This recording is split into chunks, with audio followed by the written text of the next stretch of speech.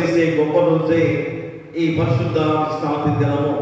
కాబట్టి ఎవరు కూడా అశ్రద్ధ నిర్లక్ష్యము చేయకుండా ప్రతి మోకాలు మీ పాదసందులో మోకరిల్లి మీ నామానికి మహిమ ఘనత ప్రభావాలు కలిగించే బిడ్డలుగా ప్రతి ఒక్కరిని నడిపించమని, ఈ ఆరాధనతో కూడా మీరే తోడుగా నడిపించమని నీ కుమారుడు మా ప్రభువైన యేసు క్రీస్తు ద్వారా వేడుకుంటున్నాము తండ్రి. ఆమేన్. ఆమేన్. అందరూ క్రైస్తవ కీర్తన పుస్తకించి 45వ కీర్తన. వేడెదనాదగు వినతిని గైకొనవే జగదీశ ప్రభో, నేడు ప్రతీక్షణ మెడవాయకన తోడనుండవే ప్రభో. వేడెదనాదగు వినతిని గైకొనవే జగదీశ ప్రభో, నేడు ప్రతీక్షణ మెడవాయకన తోడనుండవే ప్రభో. పాదస్తవము భవత్ సన్నిధి సర్వమున నగునాదము, చేతస్సున ధర్మాత్మను సంస్థితి చేయవే సత్కృపను. వేడెదనాదగు వినతిని గైకొనవే జగదీశ ప్రభో, నేడు ప్రతీక్షణ మెడవాయకన తోడనుండవే ప్రభో. నేవాతకి సజ్జానుండ ప్రభువా, నీవు కరుణ చేయు. పాపాచరణము నందున చిత్తము పాపము నాకెప్పుడు. వేడెదనాదగు వినతిని గైకొనవే జగదీశ ప్రభో, నేడు ప్రతీక్షణ మెడవాయకన తోడనుండవే ప్రభో.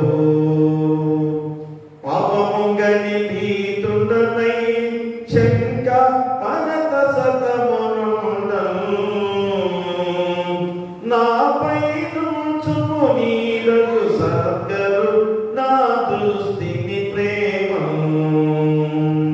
వేడెదనాదగు వినతిని గైకొనవే జగదీశ ప్రభో,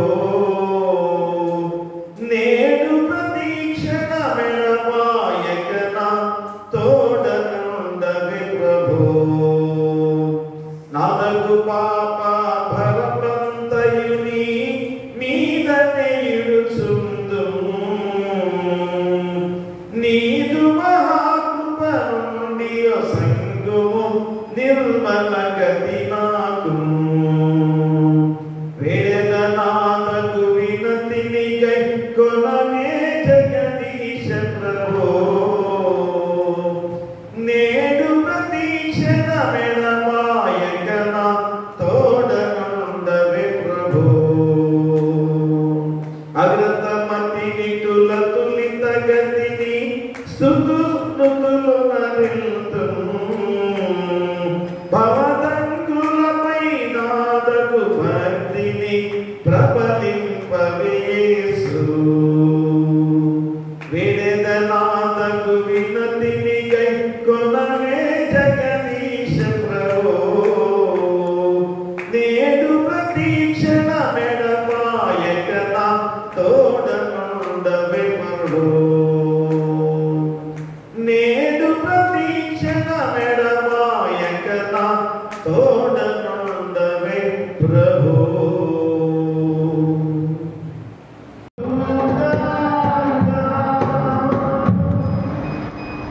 తండ్రి యొక్కయు కుమారుని యొక్కయు పరిశుద్ధాత్మ యొక్కయు నామమున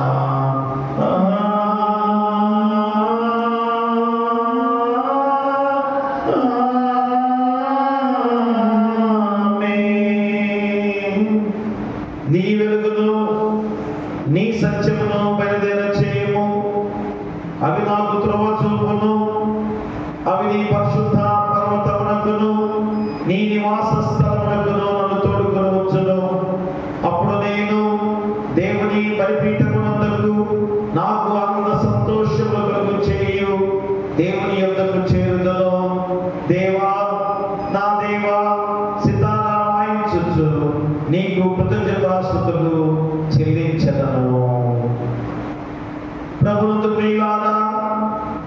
యథార్థ హృదయంతో మన తండ్రి అయిన దేవుని సమీపించి ఆయన ఎదుట మన పాపలను ఒప్పుకొని మన ప్రభు అయిన యేసుక్రీస్తు పేరిట మనకు క్షమాపణ దయచేయమని వేడుకొందాము.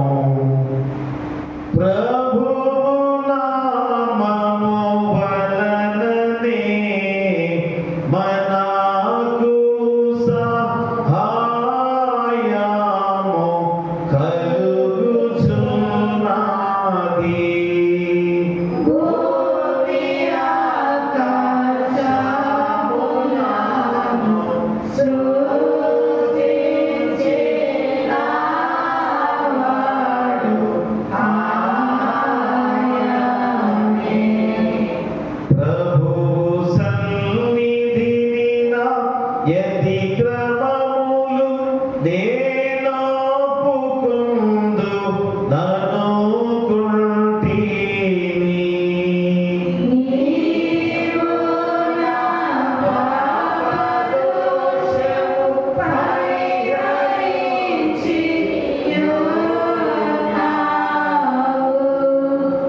మా సృష్టికర్తవు విమోచకుడైన సర్వశక్తి గల దేవ, దీనులము పాపులకు మేము స్వాభావికముగా పాపులమనియు అపవిత్రులమనియు తలంపు వలన మాట వలన క్రియ వలన నీకు విరోధముగా పాపము చేస్తేమనియు నీ ఎదుట ఒప్పుకొనుచున్నాము.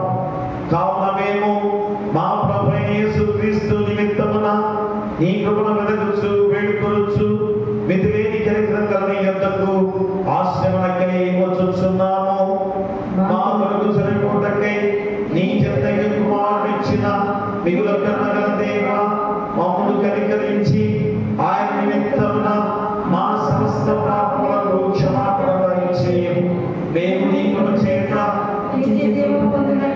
నిన్ను గూర్చియు నీ చిత్తమును గూర్చియు సరైన జ్ఞానమును నీ వాక్యమునకు తగిన విధేయతను మా యందు నీ పరిశుద్ధాత్మ వలన వృద్ధి పొందుకొమ్మని మా ప్రభువైన యేసుక్రీస్తు ద్వారా వేడుకొనుచున్నాము.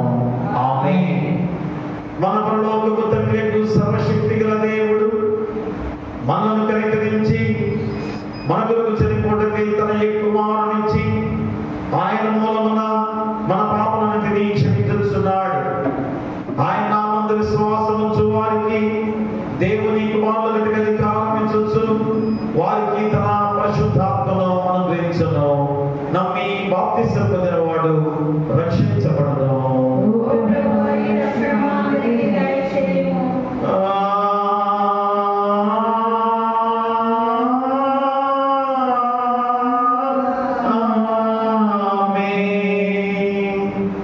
త్రిత్వం తర్వాతి 8వ ఆదివారం ఏర్పాటు చేయబడిన ప్రారంభ గీతాన్ని చదువుకుందాం. దేవా, మేము నీ ఆలయమున నీ కృప ధ్యానించింది. దేవా, నీ నామం ఎంత గొప్పదో, నీ కీర్తియు భూదిగంతముల వరకు అంత గొప్పది. నీ కుడి చెయ్యి నీతితో నిండి ఉన్నది. మన దేవుని పట్టణమందు ఆయన పరిశుద్ధ పర్వతమందు యెహోవా గొప్పవాడును బహుకీర్తనీయుడై ఉన్నాడు. తండ్రికి కుమారునికి పరిశుద్ధాత్మకును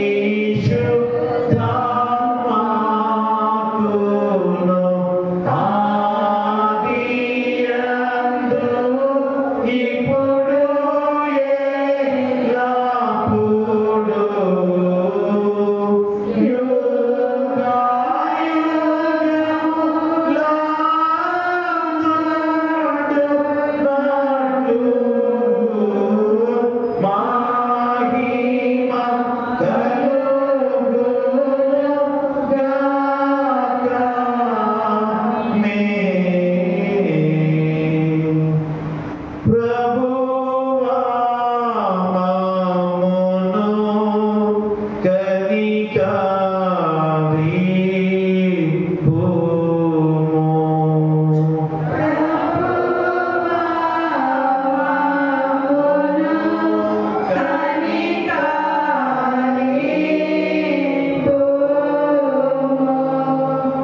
Cristo,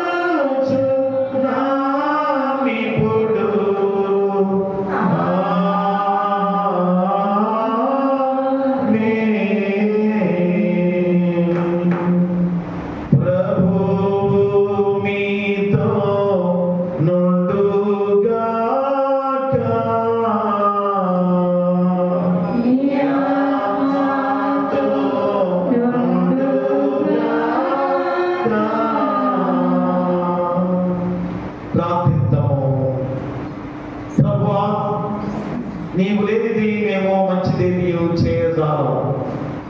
నీ చిత్త ప్రకారం జీవించు మనస్సును అనుగ్రహించి మేము ఎల్లప్పుడూ సరైన దాన్ని యోచించి చేయనట్లు శక్తి దయచేయమని నీతోనూ పరిశుద్ధాత్మతోనూ సదా ఏక దేవుడవై యుగ యుగములు జీవించుచు పరిపాలించునట్టు నీ కుమారుడును మా ప్రభువైన యేసుక్రీస్తు ద్వారా నిన్ను వేడుకొనుచున్నాము. ఆమేన్. దయచేసి కూర్చోండి. మన యొక్క ప్రాముఖ్యమైన సమయముగా ఈ పరిశుద్ధ విశ్రాంతి దినము తిరుగు తర్వాతి 8వ ఆదివారంలోకి నడిపించిన దేవాది దేవునికి వందనాలు చెల్లించుకొని వచ్చిన మీ అందరికి కూడా నిండు వందనాలు తెలియజేసుకుంటూ ఉన్నాం. ఈరోజు మనకి ఇచ్చిన లేఖన భాగములుగా పత్రిక పాఠ్య భాగము అపోస్తలుడైన పౌలు రోమీయులకు రాసిన పత్రిక 8వ అధ్యాయం 12 నుంచి 17 వచనాలు. అపోస్తలుడైన పౌలు రోమీయులకు రాసిన పత్రిక 8వ అధ్యాయం 12 నుంచి 17 వచనాలు. రోమా రాసిన పత్రిక 8వ అధ్యాయము 12 నుంచి 15 వచనాలు. కాబట్టి సహోదరులారా, శరీరానుసారముగా ప్రవర్తించుటకు మనము శరీరమునకు రుణస్థులం కాము. మీరు శరీరానుసారముగా ప్రవర్తించిన ఎడల చావవలసిన వారై ముందులు కానీ ఆత్మచేత శరీర క్రియలను చంపిన ఎడల జీవించెదరు. దేవుని ఆత్మచేత ఎందరు నడిపింపబడినరో వారందరూ దేవుని కుమారులై ఇందురు. ఏలనగా మరలా భయపడటకు మీరు దాస్యపు ఆత్మను పొందలేదు కానీ దత్తపుత్రాత్మను పొందితిరి. ఆ ఆత్మ కలిగిన వారమై మనము అబ్బా తండ్రి అని మొరపెట్టుచున్నాము. దేవుని ఈ వాక్యము ఇంతతో పడేది. హల్లెలూయా హల్లెలూయా హల్లెలూయా. అలాగే సువార్త పాఠ్యభాగం నుంచి పరిశుద్ధుడైన మత్తయి రాసిన సువార్త 7వ అధ్యాయము 15 నుంచి 23 వచనాలు. పరిశుద్ధుడైన మత్తయి రాసిన సువార్త 7వ అధ్యాయము 15 నుంచి 23 వచనాలు. ఓ ప్రభువా నీకు మహిమ కలుగును గాక. అబద్ధ ప్రవక్తల గురించి జాగ్రత్త పడి వారు గొర్రె చర్మములు వేసుకుని మీ వద్దకు వస్తున్నారు, కానీ లోపల వారు క్రూరమైన ద్రోణులు. వారు వారి ఫలము వలన మీరు వారిని తెలుసుకొందురు. ముళ్ళ పొదలను ద్రాక్ష పండ్లనైనను పల్లేరు చెట్లను అంజూరపు పండ్లనైనను పోయిదురా. అలాగనే ప్రతి మంచి చెట్టు మంచి ఫలములు ఫలించును, పనికిమాలిన చెట్టు కాని ఫలములు ఫలించును. మంచి చెట్టు కాని ఫలములు ఫలింపనేరదు, పనికిమాలిన చెట్టు మంచి ఫలములు ఫలింపనేరదు. మంచి ఫలములు ఫలింపని ప్రతి చెట్టు నరకబడి అగ్నిలో వేయబడును. కాబట్టి మీరు వారి ఫలముల వలన వారిని తెలుసుకొందురు. ప్రభా ప్రభా అని నన్ను పిలుచు ప్రతి వాడును పరలోక రాజ్యంలో ప్రవేశింపడు, కానీ పరలోకమందున నా తండ్రి చిత్త ప్రకారము చేయవాడే ప్రవేశించును. ఆ దినమందు అనేకులు నన్ను చూసి ప్రభా ప్రభా మేము నీ నామమున ప్రవచింపలేదా, నీ నామమున దయ్యములను వెళ్ళగొట్టలేదా, నీ నామమున అనేకమైన అద్భుతములు చేయలేదా అని చెప్పుదురు. అప్పుడు నేను మిమ్మల్ని ఎన్నడూ ఎరుగను, అక్రమము చేయి వారులారా నా ఎదురు నుండి పోండని వారితో చెప్పుదును. ఇంతటితో సువార్త పండే భాగం ముగింపబడింది. ఓ క్రీస్తు నీకు స్తోత్రము కలుగును గాక. అందరం కలిసి అపోస్తల విశ్వాస ప్రమాణం చెప్పుకుందాం. భూమి ఆకాశములను సృజించిన సర్వశక్తి గల తండ్రి అయిన దేవుడిని నమ్ముతున్నా, ఆ ఏక కుమారుడును మన ప్రభువైన యేసుక్రీస్తును నమ్ముతున్నా. ఈయన పరిశుద్ధాత్మ వలన గర్భమున ధరింపబడి కన్య అయిన మరియకు పుట్టి మృత్యు పిలాతు అధికారం కింద శ్రమపడి సిలువ వేయబడి చనిపోయి సమాధి చేయబడిననియు అదృశ్య లోకములోనికి దిగిననియు చనిపోయిన వారిలో నుండి మూడవ దినమున లేచి పరలోకమునకెక్కి సర్వశక్తి గల తండ్రియగు దేవుని కుడి చేతి వైపున కూర్చుని ఉన్నాడనియు సజీవులకును మృతులకును తీర్పు చేయడానికి వచ్చుననియు నమ్ముచున్నా. పరిశుద్ధాత్మను నమ్ముచున్నాను.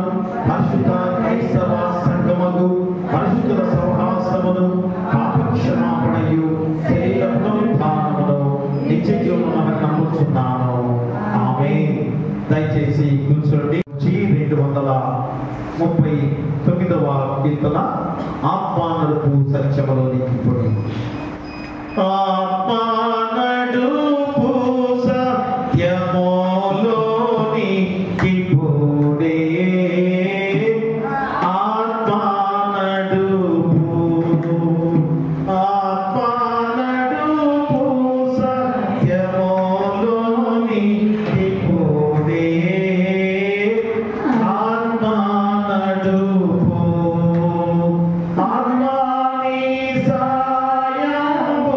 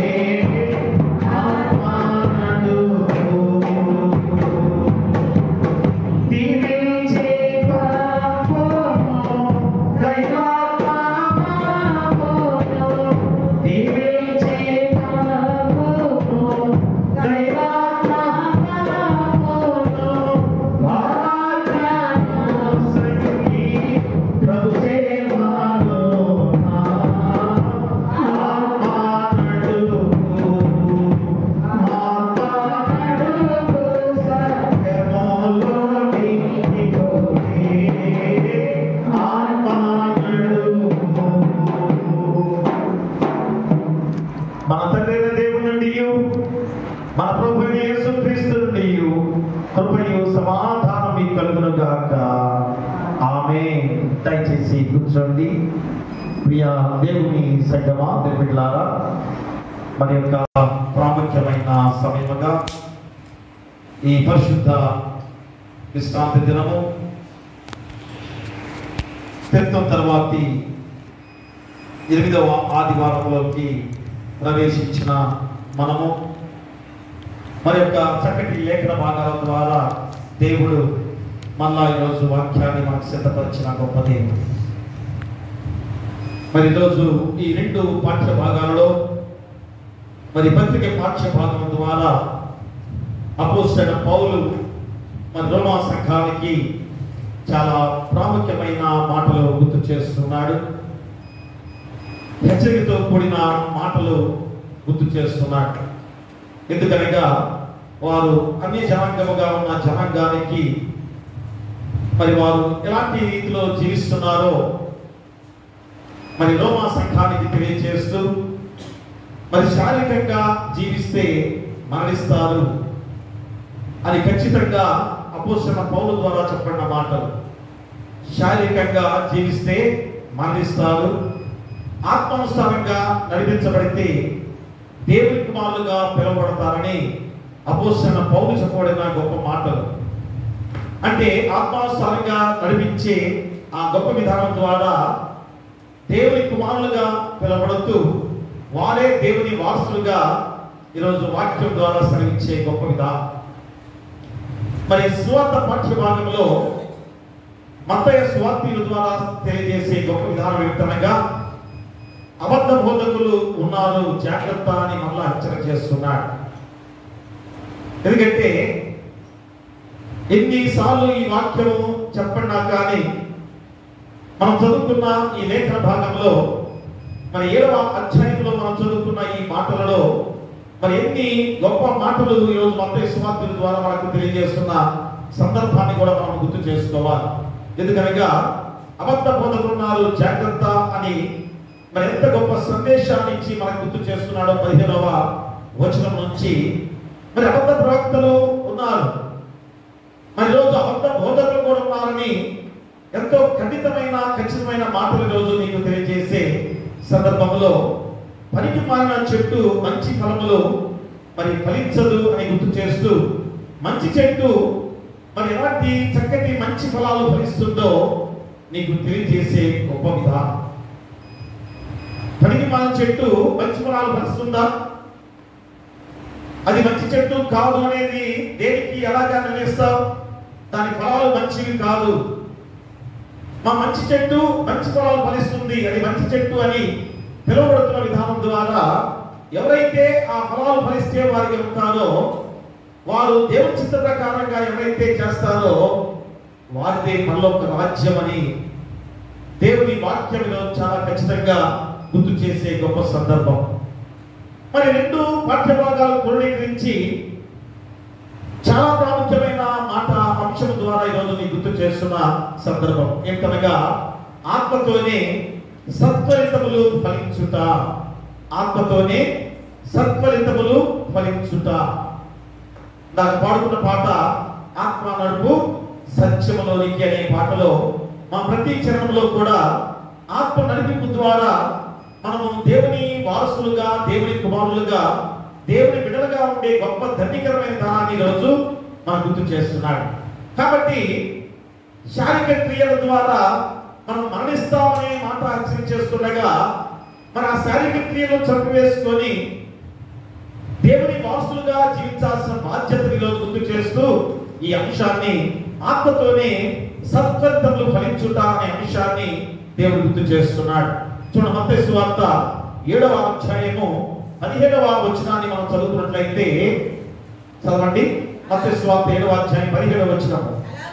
అలాగుననే ప్రతి మంచి చెట్టు మంచి ఫలములు ఫలించును, పలికి మారిన చెట్టు కాని ఫలములు ఫలించును. ప్రేమలా ప్రతి మంచి చెట్టు మంచి ఫలములు ఫలించును, పలికి మారిన చెట్టు కాని ఫలములు ఫలించును.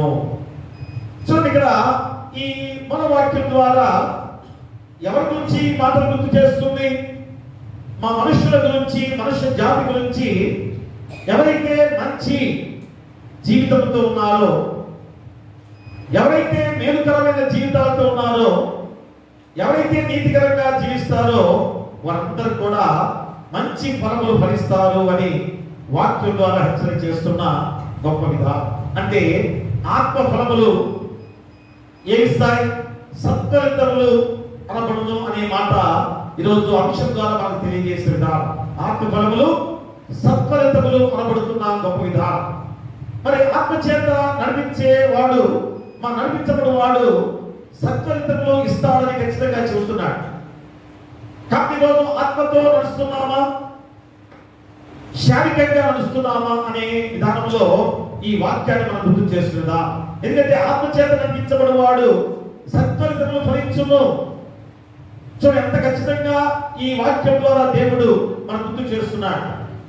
ఎందుకంటే మానవ నిర్మాణము రెండింటి యొక్క కలయిక అని ఈరోజు పరిశుద్ధ గ్రంథము ప్రతి లేఖన భాగాలలో మనకు తెలియజేస్తున్న సందర్భం. మా మానవ యొక్క జీవితము రెండు కలయికలతో ఉన్న విధానం. ఒకటి శరీరము, రెండు ఆత్మ.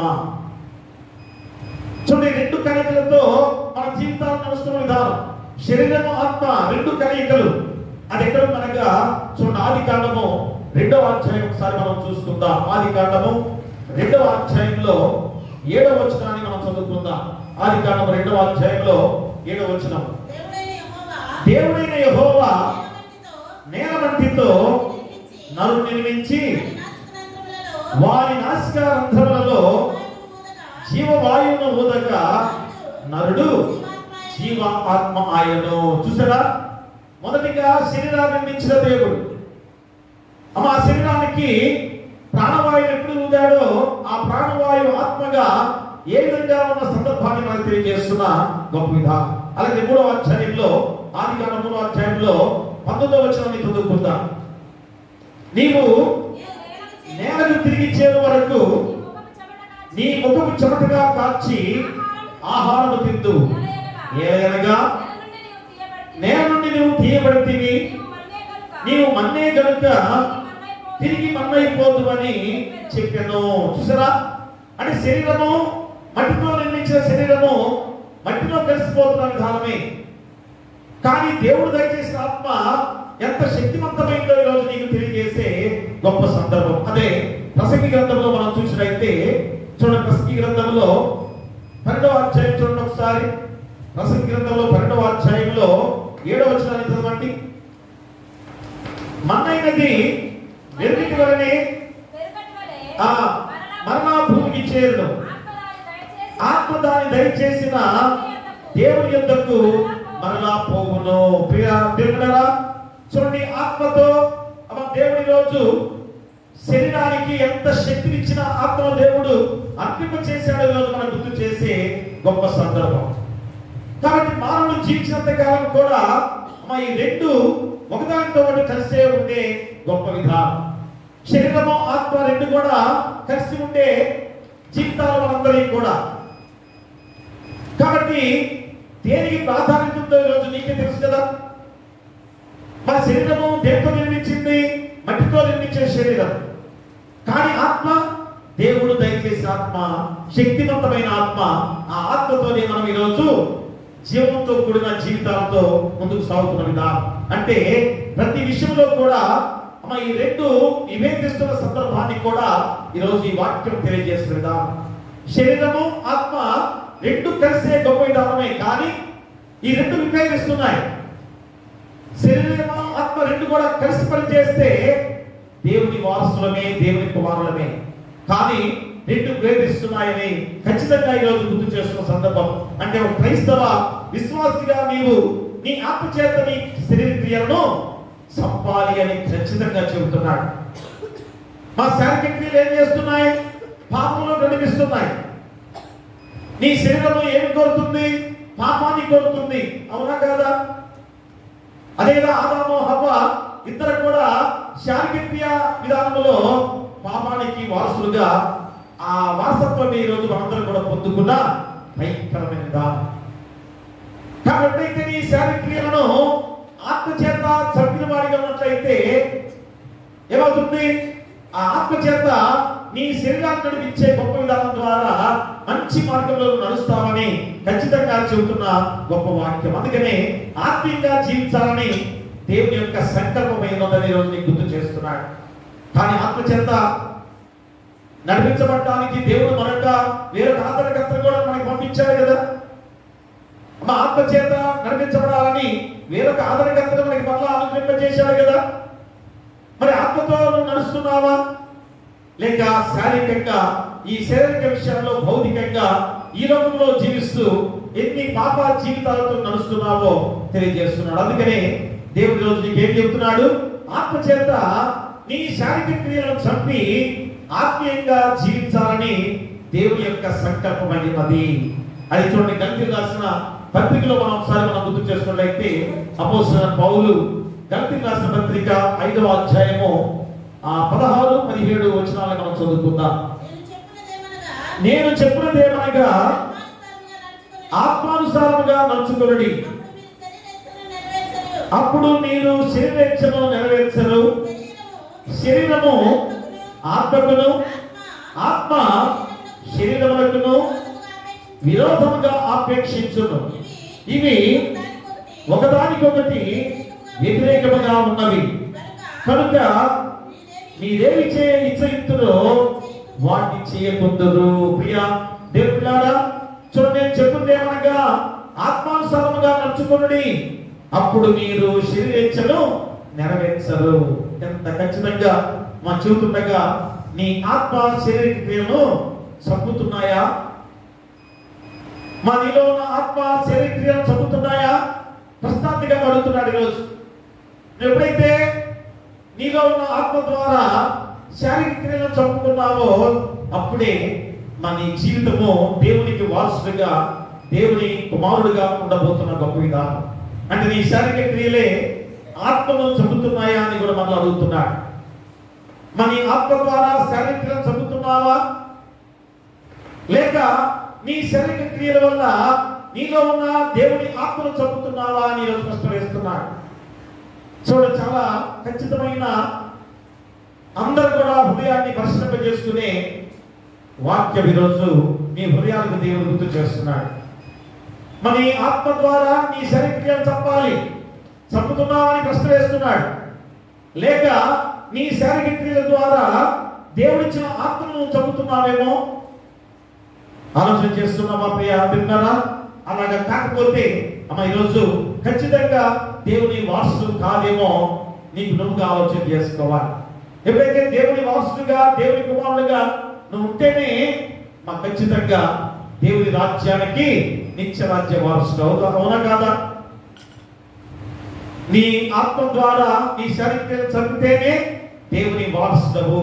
అందుకని నువ్వు ఏం చేయాలి? ఈరోజు మా పరిశుద్ధాత్మ శక్తి ద్వారా మరి ఏ విధంగా ఆయన సహాయం ద్వారా ఆత్మచేత సత్ఫలితాన్ని మరి ఫలించుకోమని ఈరోజు నీ శరీర క్రియలను చంపని ఈరోజు నీకు గుర్తు చేస్తున్న గొప్ప విధానం. అందుకనే ఈరోజు మన అంశం ఏంటి? ఆత్మతోనే సత్ఫలితములు ఫలించుట. ఆత్మతోనే సత్ఫలితములు ఫలించుట. మా ఖచ్చితంగా శారీరక క్రియ ద్వారా నీకేమీ ప్రయోజనం లేదు. నువ్వు శారీరకంగా నువ్వు ఎప్పుడైతే ఆలోచన చేశావో దాని ద్వారా ఎలాంటి ప్రయోజనం లేదు అని ఖచ్చితంగా ఈ వాక్యాన్ని గుర్తు చేస్తున్నాడు. కాబట్టి ఆత్మ చేత నీ శారీరక క్రియలను ముందుకు నడిపించుకోవాలి.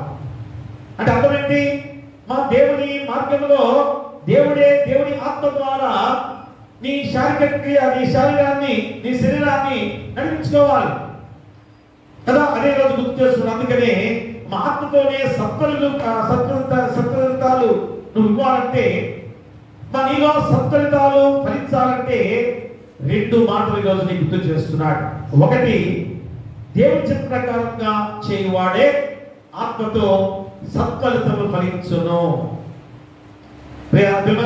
ఆత్మతోనే సత్ఫలితములు ఫలించాలంటే ఏం చేయాలి? దేవుని చిత్త ప్రకారంగా నువ్వు నడవాలి. ఎలాగా?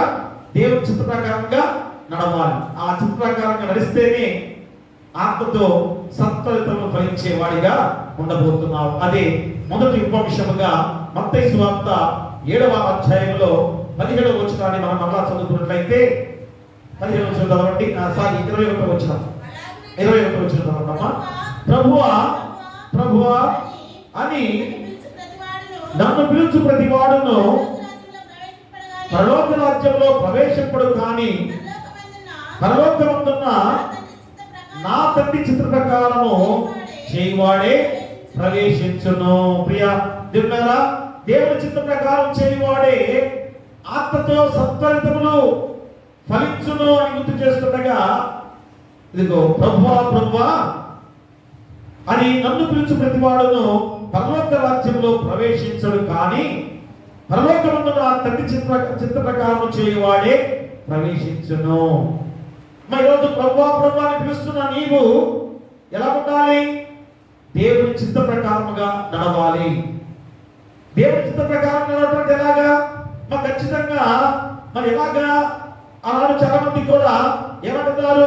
దెయ్యాలను మేము వెళ్ళగొట్టాం కదండి, ప్రవచనాలు మేము చెప్పాం కదా, అద్భుతాలు మేము చేశాం కదా అని చాలా మంది కూడా పరిసయ్యులు, మరి చాలా మంది కూడా యాజకులు, ప్రవక్తలు వారి నోటి నుంచి పలికే మాటలు. మరి దేవుడు వారిని ఏమన్నాడు? అక్రమం చేయవారులారా నా ఎదురుండి మీరు పోండి, మీరెవరో నాకు తెలియదు అనేది. మరి వారు కూడా అద్భుతాలు చేశారు కదా, మా ప్రవచనాలు చెప్పారు కదా, మరి ఇప్పుడు దెయ్యాలు వెళ్ళగొట్టారు కదా.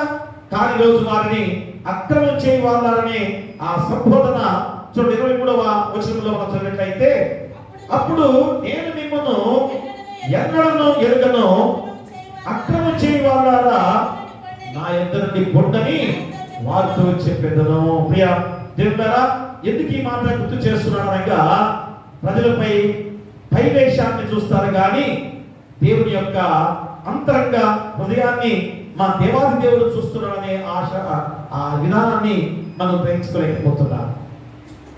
మా మనుషులుగా మనం ఏం చేస్తున్నాం? పై అంతరంగాన్ని చూస్తాం కదా, బాహ్య రూపాన్ని మనం చూస్తాం. కానీ మన దేవుడు ఏం చేస్తున్నాడు? నీ హృదయ అంతరంగాన్ని చూసే దేవుడు ఈరోజు ఉన్నాడనే మాట మర్చిపోతూ శారీరక క్రియల ద్వారా ఈ లోకంలో మనం జీవిస్తున్నాం. అందుకనే ఈ లోకంలో చెడు మార్గం అనేది ఎక్కువగా ఉందనేది కూడా మీరు బాగా గ్రహించుకోవాలి. ఎందుకు ఈరోజు లోకంలో చెడు ఉంది? మన చెడు ఎక్కడి నుంచి వచ్చింది? ఒకసారి ఆలోచన చేస్తే ఎక్కడి నుంచి వచ్చింది? మనుషులుగా, మానవులుగా మనం చేసే చెడు క్రియలే. ఎందుకంటే మనమే అనుకుంటుంటాం కదా, అయ్యో చెడు చెడు, ఎక్కడ చూసినా చెడు మార్గాలే, చెడు జీవితాలతోనే మనం జీవిస్తున్నామని ప్రతి ఒక్కరు కూడా అనుకుంటుంటారు. మరి చెడు మార్గం అనేది ఎక్కడి నుంచి వచ్చింది? మానవులుగా మన దగ్గర నుంచే. అందుకని రోజు మన యొక్క జీవితాలు ఒకసారి ఆలోచన చేసుకొని దేవుని వాక్యం చెప్పినప్పుడు ఖచ్చితంగా మనం గ్రహించాలి, కానీ గ్రహించలేకపోతున్నాం. అందుకనే ఏమన్నా దగ్గర ఆ 15వ వచనంలో ఏం చెప్తున్నాడు చూడండి, అక్కడ అబద్ధ ప్రవక్తలను గురించి జాగ్రత్త పడుడి, వారు గొర్రెల చర్మములు వేసుకొని నీ యొద్దకు వద్దురు, కానీ లోపల వారు క్రూరమైన తోడేళ్ళు. ప్రియమా, అబద్ధ బోధకులు ఉన్నారు, జాగ్రత్త అని హెచ్చరిక చేస్తున్నారు, కానీ మీరు గ్రహిస్తున్నారా? మన ఎప్పుడో ఒక రోజు అలాగే జరిగింది. ఒక కుటుంబం దగ్గరికి మా ఎవరో ఒక అతను వచ్చాడంటే, నాకు యాక్చువల్గా తెలియదు, ఎప్పుడో ఒకసారి ఎక్కడో పరిచయం అయ్యాడో తెలియదు. అతను రాక అయ్యారు బాగున్నారా అని అడుగుతున్నాడు. బాగున్నానండి, నచ్చింది కదా, మాట నచ్చితే అయ్యారు బాగున్నా, బాగున్నా. ఎలా ఉందండి ఆరోగ్యం? బాగుందా? ఆరోగ్యం బాగుందా? ఎలా ఉంది ఆరోగ్యం? అదేంటంటే నాకేమైందండి ఆరోగ్యం? ఎవరు చెప్పారు నాకేమైనా ఆరోగ్యం బాగా చెప్పారు? ఎందుకంటే ఆరోగ్యం గురించి చాలా ఖచ్చితంగా అడుగుతున్నాడు. అదేంటంటే ఆరోగ్యం గురించి అడుగుతాడు, నాకేమైందండి అంటే ఏం చెప్పలేకపోతున్నాడు. ప్రియ దేవులారా, ఒకసారి మనం ఆలోచన చేస్తే అబద్ధ ప్రవక్తలు అన్నాడు ఎలాగున్నారు, ఎలాగ అబద్ధ ప్రవక్తలు ఉన్నారో ఈరోజు అబద్ధ బోధకులు ఉన్నారనే మాట మర్చిపోతున్నాం. ఈరోజు ఎంతమంది దేవాలయం పరిశుద్ధాలయంగా ఇన్ని సంవత్సరాలు, 1952వ సంవత్సరం కూడా కదా బయట బోర్డు, 1952వ సంవత్సరంలో మన దేవాలయము నిర్మించబడిన దేవాలయం. ఈరోజు ఎంతమంది వచ్చారు? అది నేను చెప్పే మాట కాదు, వారిని అబద్ధ బోధకులని నానోడితో నేను అన్న మాట కాదు. అంటే ఎవరిని నేను అనేది ఎవరు అన్ని జనులుగా ఉన్న వారిని మార్చిన వారి గురించి కాదు. మరి ఎక్కడ దేవుని మాట వినబడకుండా ఉన్న ప్రాంతాల్లో సేవ చేసేవారి గురించి కాదు.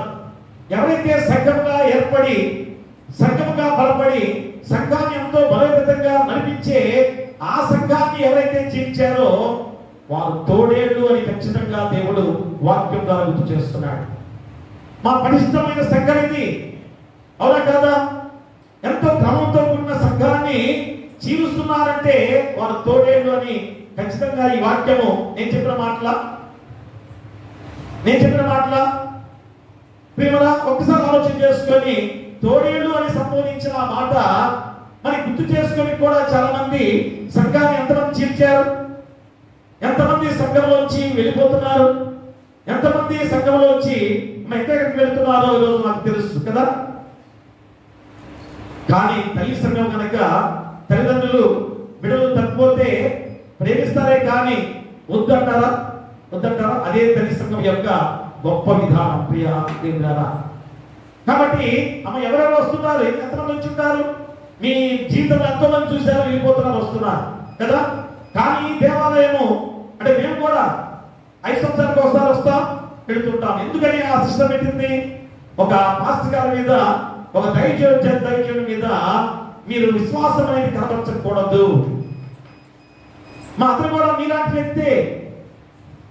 కాబట్టి ఈరోజు దేవుడు అని వచ్చే విధంగా అమ్మ పాస్టర్ గారిని దైవజనులు అనుకునే విధానంలో జీవిస్తున్నారు.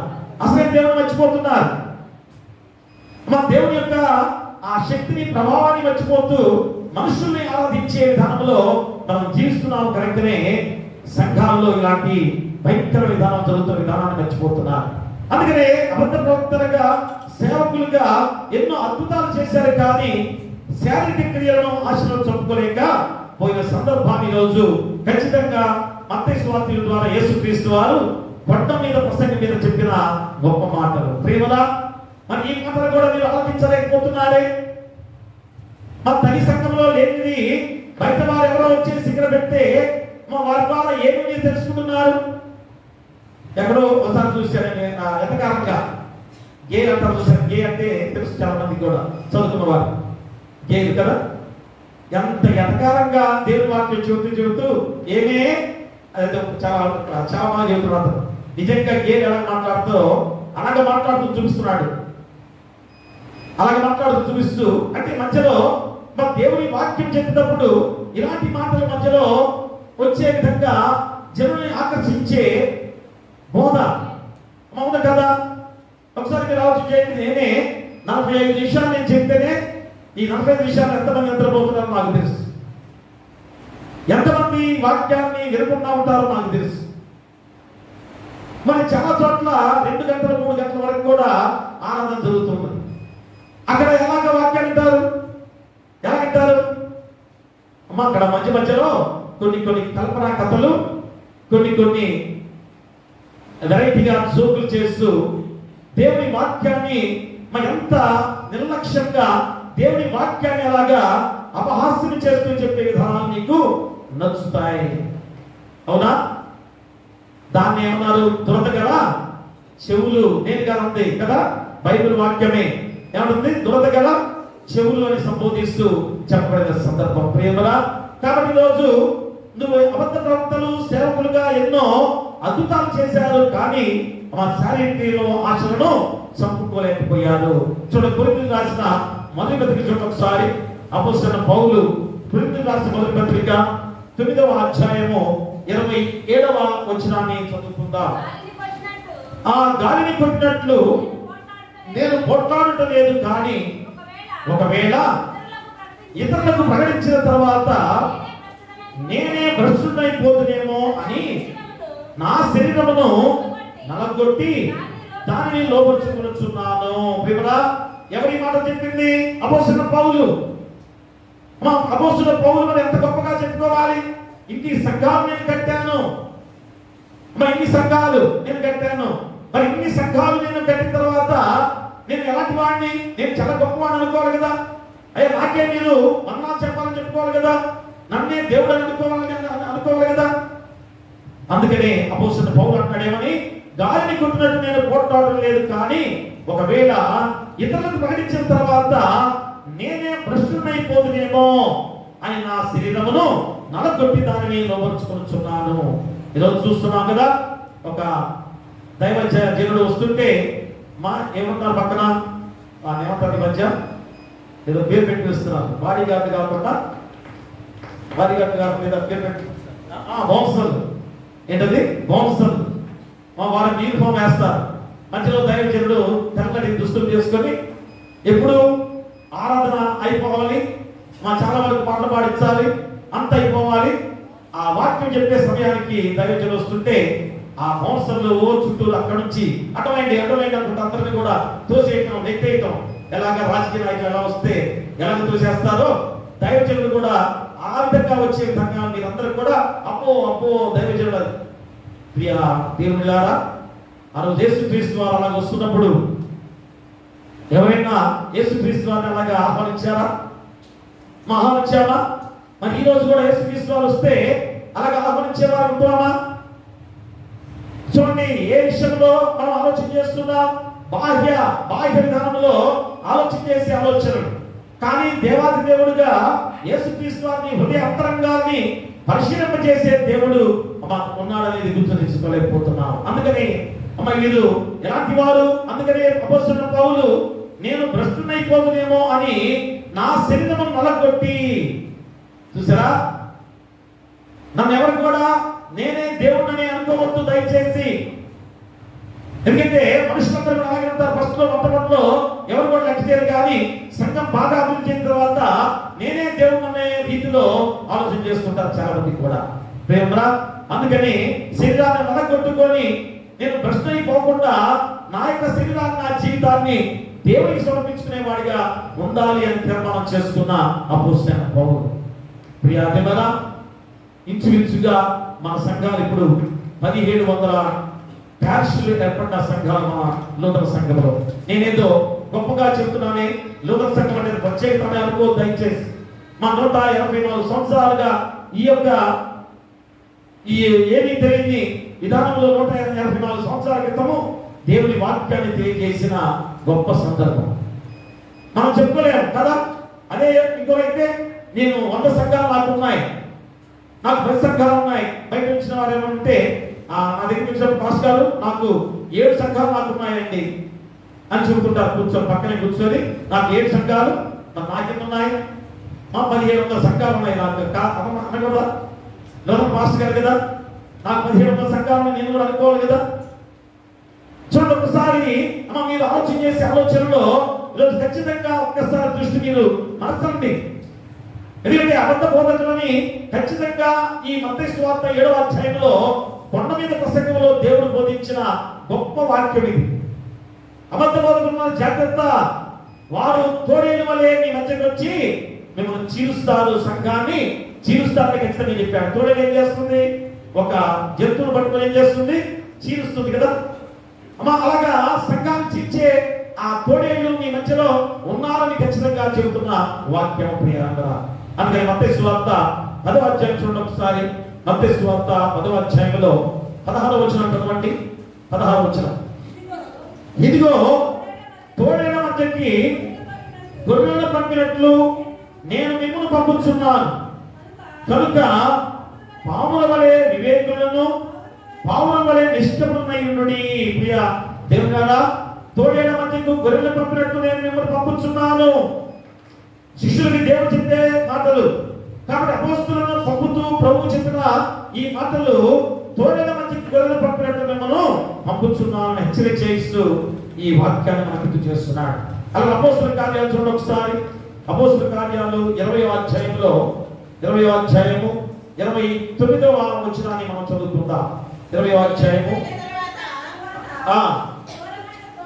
నేను వెళ్ళిపోయిన తర్వాత క్రూరమైన తోడేళ్లు మీలో ప్రవేశించునని నాకు తెలియను, వారు మందను కనికరింపరు.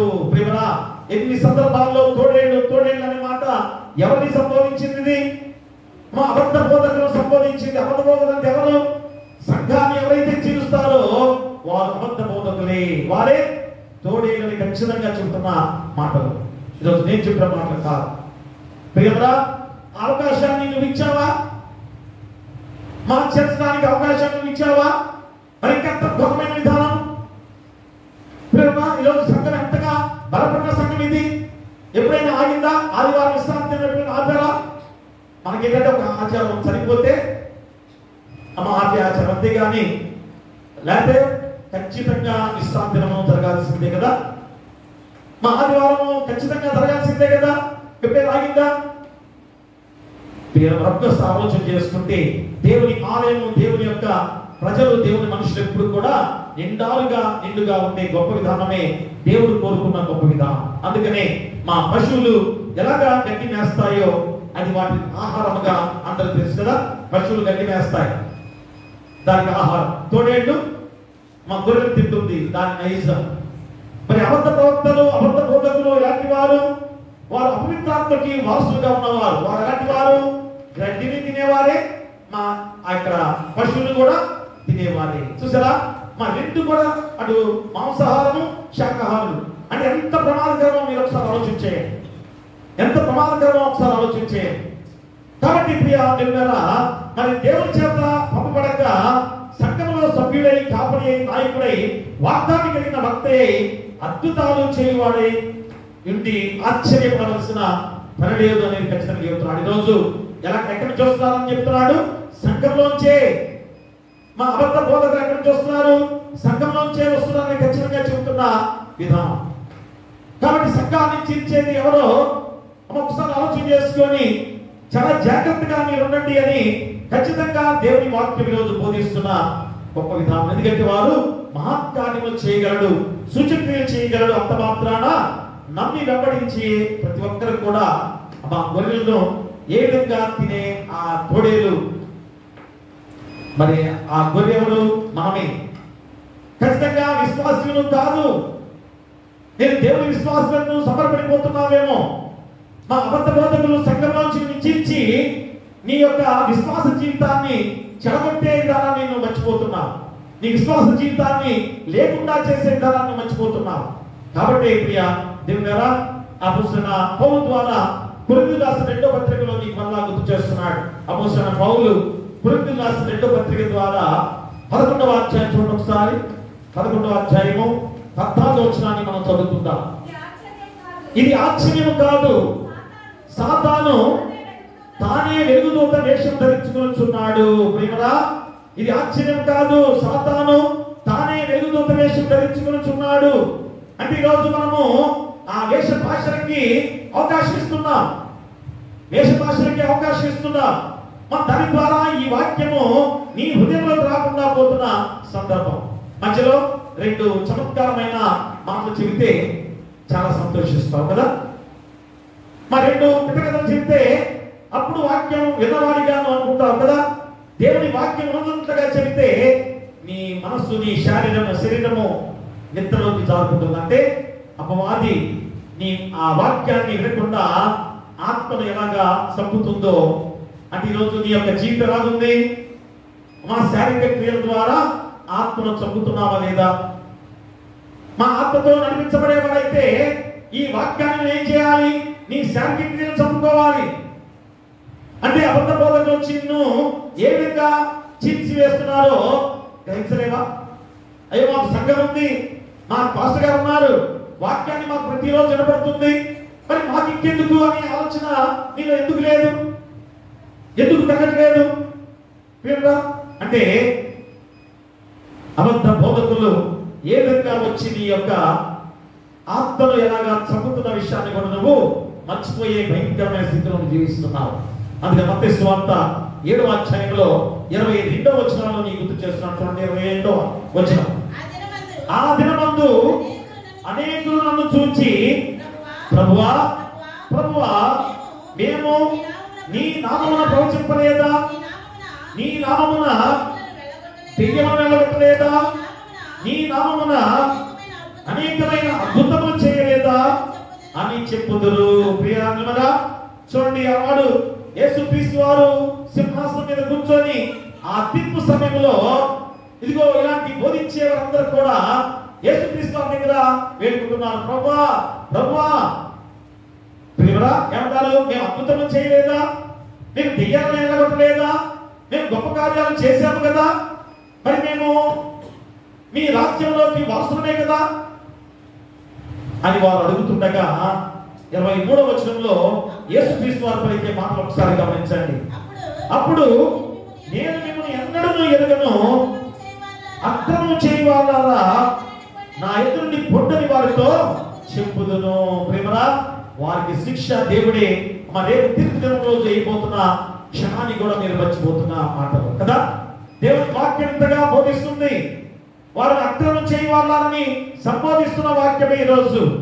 కాబట్టి ప్రియా దేవుడా, మరి 9 అపోస్తలులు నేను మిమ్మల్ని ఎప్పుడు ఎరుగును, అక్రమం చేయవాళ్ళారా అంటూ శపించిన మాటలు ఈ రోజు దేవుడు గుర్తు చేస్తున్నాడు. అంటే వారు ఏం చేస్తున్నారు? తన స్వభావం కోసం సంఘాన్ని చీలుస్తున్నారు. ఆ చీల్చేది కూడా ఎలాంటి వారిని? బాగా డబ్బున్న వారిని, ధనికుల్ని, ఒక కుటుంబం బాగా ఉన్న కుటుంబాన్ని వారు ఆక్రమిస్తున్నారు కదా. ఒకసారి ఆలోచించేయండి మీరే. మనం చెప్పక్కర్లేదు కానీ మీరు బయట వారు వచ్చి ఎవరింటికి వస్తున్నారో? లేని వారింటికి వస్తారా? లేని వారింటికి వస్తున్నారా? ఎవరైతే మంచిలు ఉన్నాయో ఆ ఇంటికే వారు వచ్చి మిమ్మల్ని ఏ విధంగా ప్రేమ చూపించే వారిగా నటించే సందర్భాలు మీకే తెలుసు, నేను చెప్పక్కర్లేదు. ఎందుకు ఈరోజు ఈ వాక్యాన్ని నేను చెబుతున్నాను అనగా, ప్రియా దేవుడా, 17వ వచనంలో మనం చదువుకున్నట్లయితే, అలాగనే ప్రతి మంచి చెట్టు మంచి ఫలములు ఫలించును, పనికిమాలిన చెట్టు కాని ఫలములు ఫలించును. మంచి చెట్టు కాని ఫలములు ఫలింపనేరదు, పనికిమాలిన చెట్టు మంచి ఫలం ఫలింపనేరదు. మంచి ఫలం ఫలింపని ప్రతి చెట్టు నరకబడి అగ్నిలో వేయబడును. ప్రేమరా, అంటే నువ్వు మంచి జీవితాన్ని జీవిస్తున్నావో లేదో ఈ ఒక్క దానిలోనే అర్థమైపోతుంది. మంచి చెట్టు మంచి ఫలాలు ఇస్తుంది కదా, చెడ చెట్టు చెడ్డ ఫలాలు ఇస్తుంది. ఆ ఫలాలు తింటావా? అక్కడ గన్నేరు చెట్టు ఉంది, గన్నేరు కాయలు కాస్తాయి. గన్నేరు కాయలు తింటావా? అబ్బో, గన్నేరు చెట్టు అది ప్రాణం పోతుంది కదా. ఇంకా ఉన్నాయి కొన్ని చిన్న చెట్లు ఉంటాయి, ఆ చెట్టు కాయలు తింటారా? అదే మామిడి చెట్టు అయితే, జామ చెట్టు అయితే చక్కగా వెళ్ళి కూర్చొని, అబ్బా జామ చెట్టు ఇది, జామకాయ మంచి ఆరోగ్యానికి మంచిది అని కోసుకొని చక్కగా తింటారు కదా. మరి క్రైస్తవుడిగా నీవు మంచి జీవితంతో జీవింపజేసిన దేవాది దేవుడు. ఆయన శిలువ మరణం ద్వారా, శిలువ త్యాగం ద్వారా రక్తాన్ని చెందించి నీకు నాకు మనందరికి కూడా మంచి జీవితాన్ని ఇచ్చిన దేవాది దేవుడు. మరి నువ్వేం చేయాలి? నీ ద్వారా మంచి సత్ఫలితాలు ఇచ్చేవాడిగా ఉండాలి. ఆ సత్ఫలితాలు ఇవ్వడానికి దేవాది దేవుడు ఆత్మను నీకు అనుపింపజేశాడు. ఆదికాండంలో మొట్టమొదటిగా మట్టితో తయారు చేసే శరీరానికి దేవుడే ప్రాణవాయువు ఊదాడు. కానీ కొత్త నిబంధనలో ఆ యొక్క పెద్దకొస్తున్న రోజు మళ్ళా ఏం జరిగింది?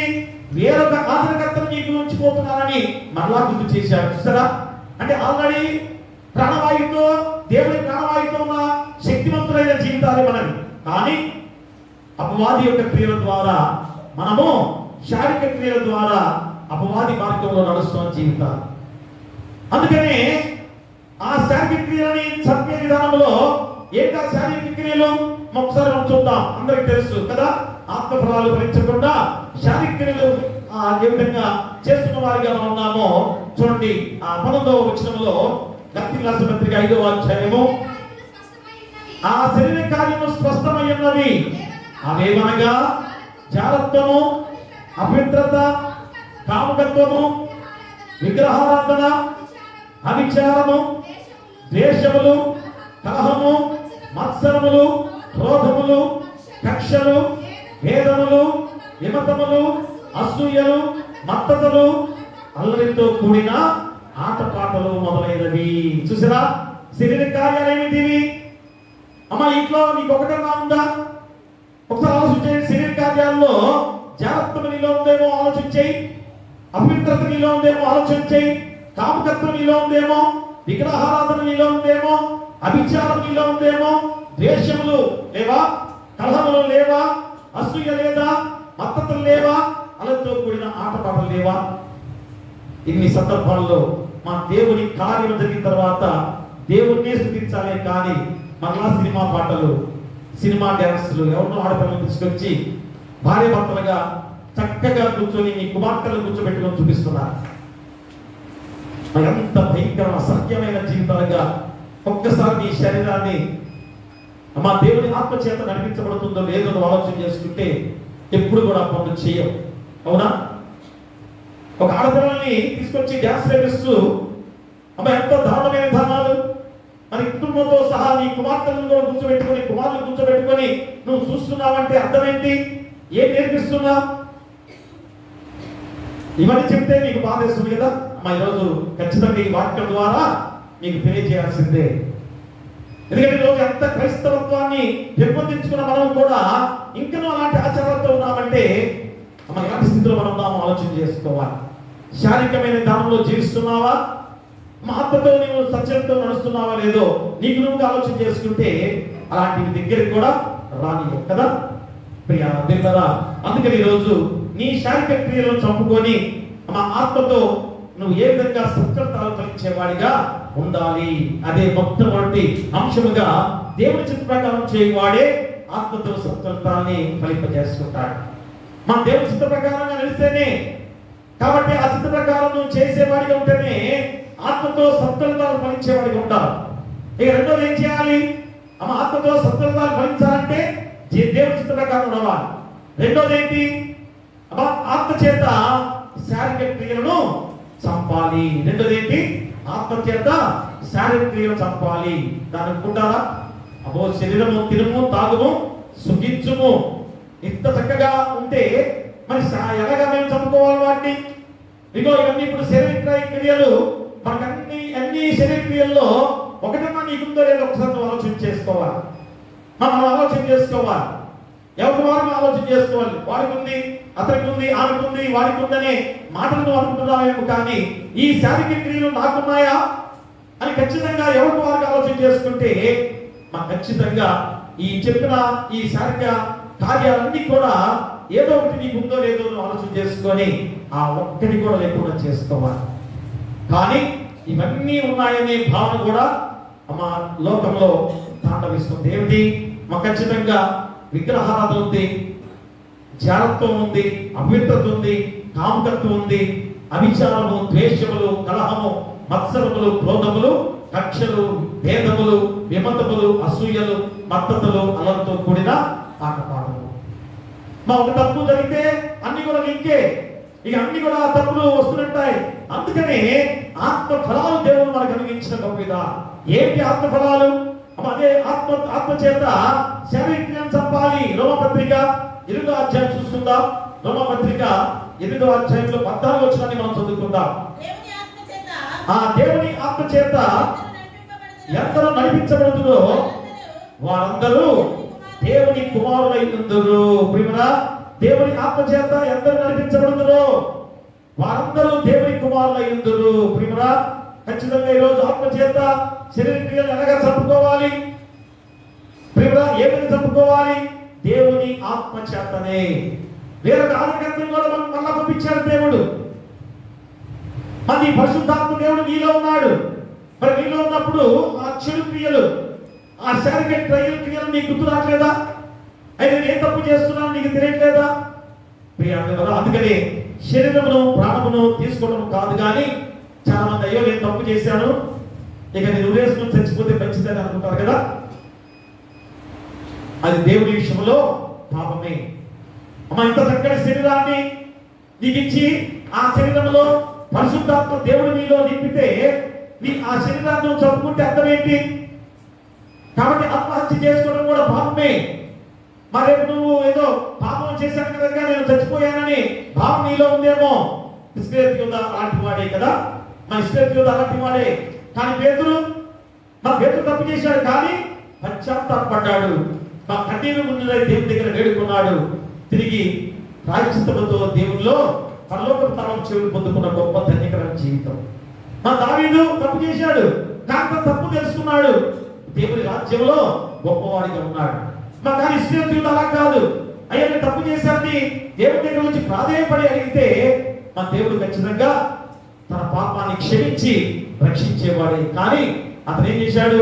ఆయన తప్పు చేశారన్నవాడే. కానీ అదిగో దేవాది దేవుడు, ఆయన గొప్ప దేవుడు, ఆయన యేసుక్రీస్తు వారని ఆయన దగ్గర వచ్చి పాపాన్ని ఒప్పుకుంటే రక్షించేవాడే కదా.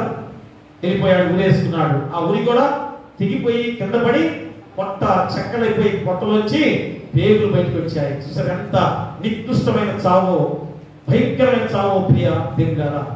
కాబట్టి ఈరోజు నేను గమనించుకొని మా శరీరంలో ప్రాణం తీసుకోవడం కాదు, శారీరకంగా మాత్రమే చంపాలి. అంటే నీకు జీవం ఇచ్చిన వాడు దేవుడు కనుక తిరిగి నీలో ఉన్న జీవం మనకు ఆత్మను దేవుడు తీసుకునే వరకు కూడా ఎంత కాలమైనా ఎలాంటి పరిస్థితుల్లో అయినా ఉండవలసిందే. కానీ అపవాది నిన్ను ఆలోచన చేసుకునేకుండా నీ ఆత్మను నాశనమించడమే పనిగా పెట్టుకున్న విధానం. చూసారా, మా ఆత్మహత్య చేసుకునే వారందరూ కూడా ఎలాంటి ఆలోచనతో ఉండేవారో చూడండి.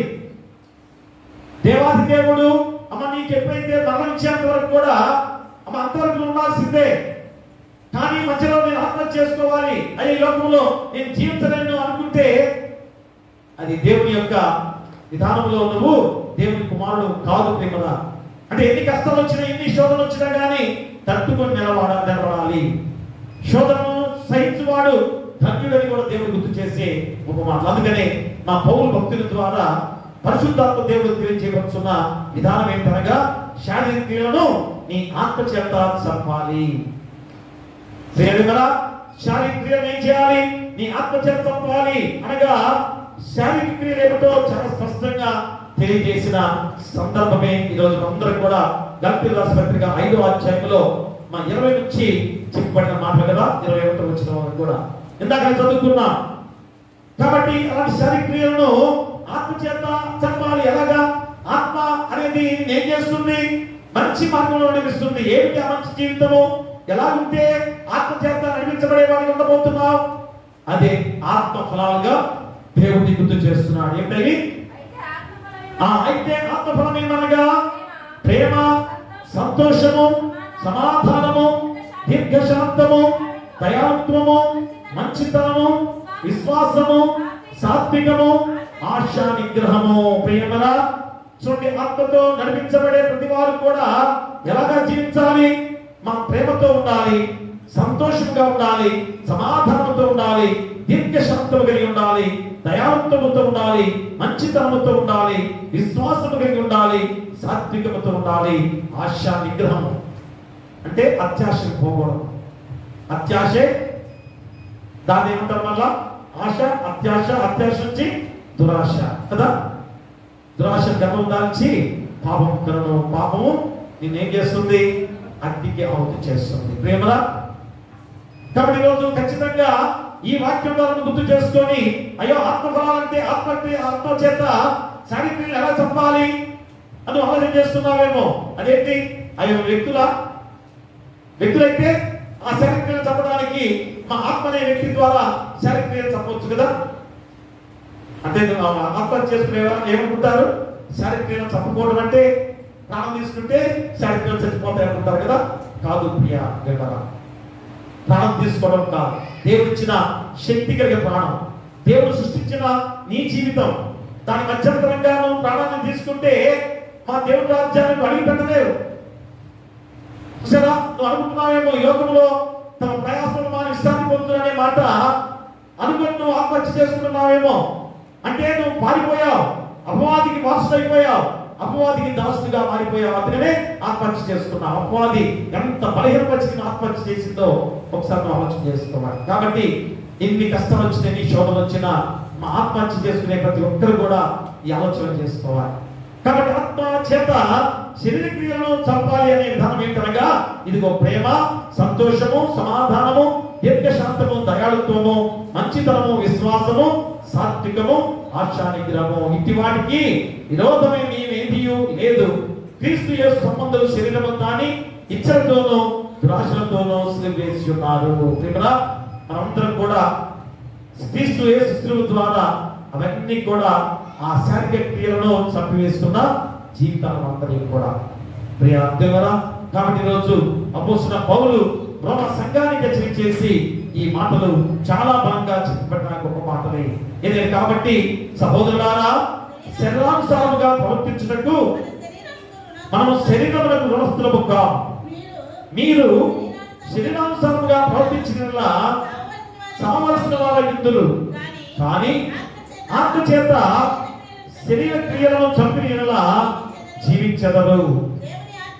దేవుని ఆత్మ చేత ఎందరు నడిపించబడుదురో వారందరూ దేవుని కుమారులు అయ్యుందురు. ఏలయనగా మరలా భయపడుటకు మీరు దాస్యపు ఆత్మను పొందలేదు, కానీ దత్తపుత్రాత్మను పొందితిరి.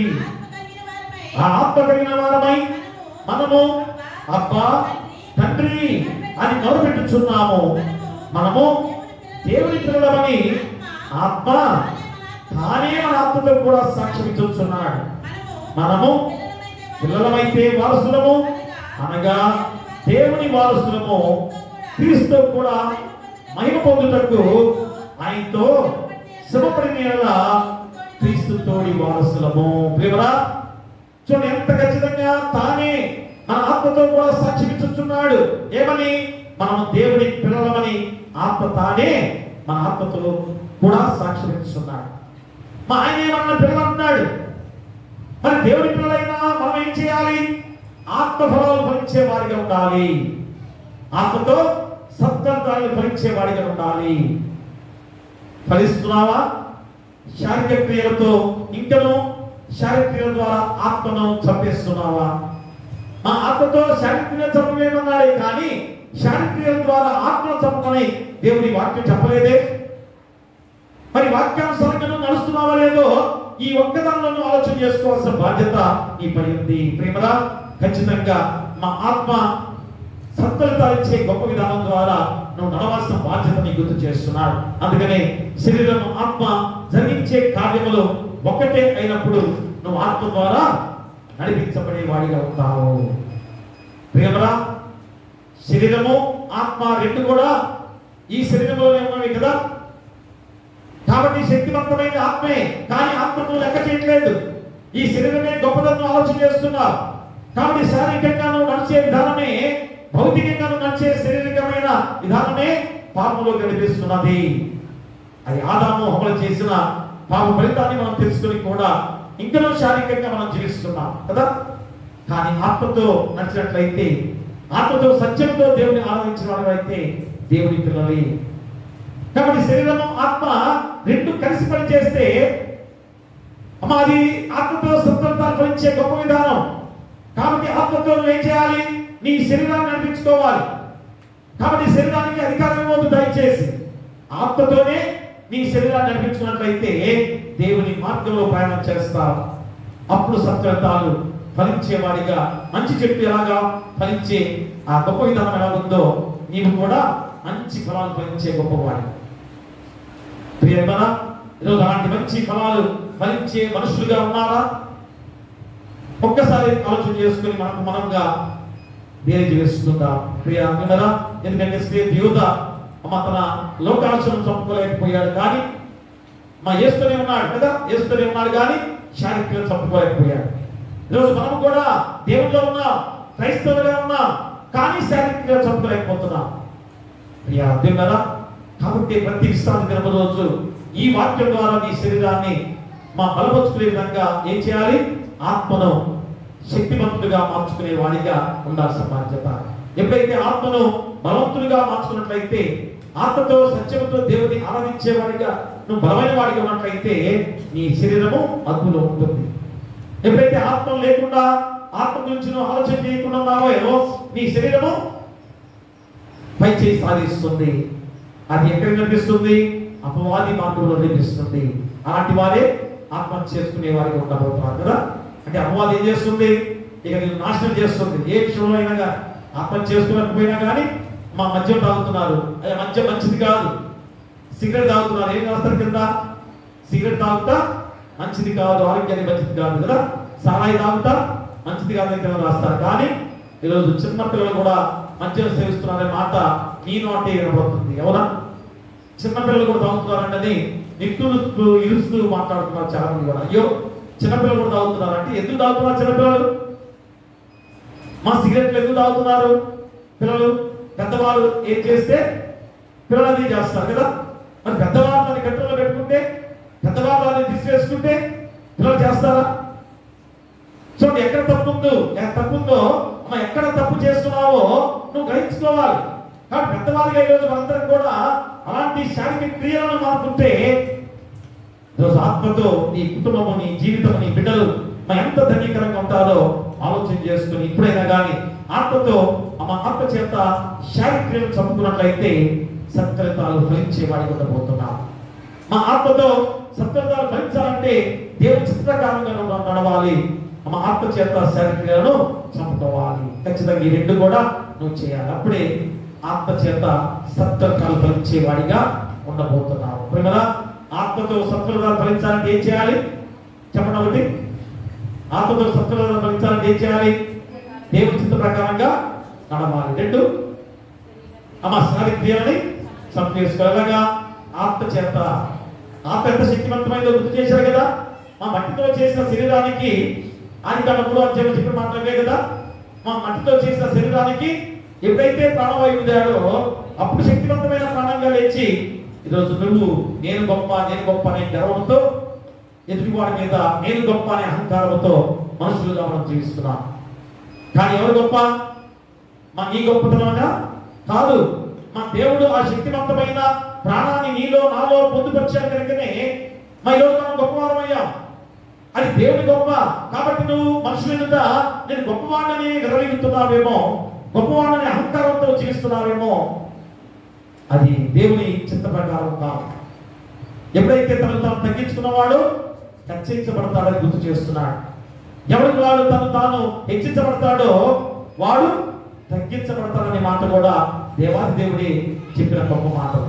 కాబట్టి ప్రియ దేవుని ద్వారా ఆ మాటలు గుర్తు చేసుకొని మన జీవితాన్ని సక్రమైన మార్గంలో నడిపించుకునే విధానంలో ఇప్పుడైనా జీవించినట్లయితే దేవుని రాజ్యంలో వారసులు, లేకపోతే అగ్ని ఆరదు, పురుగు చావదు. ప్రియమైతే గుర్తు చేసుకుని మన జీవితాన్ని ఆత్మతోటి సత్ఫలితాలు ఫలించే విధంగా ఉండాలని కోరుతూ మీకును మీ కుటుంబాలకును సదాకాలం దేవుడు తోడైనను గాక. ఆమేన్. సమస్త జ్ఞానం ఇచ్చిన దేవుని సమాధానము యేసుక్రీస్తులో మీ హృదయములకును మీ తలంపులకును కావలియుండును గాక. ఆమేన్. దేవానా యందు శుద్ధ హృదయము కలుగచేయుము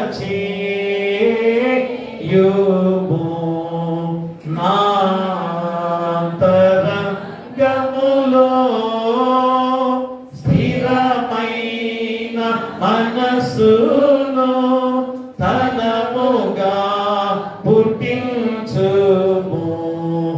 నీ సన్నిధానములో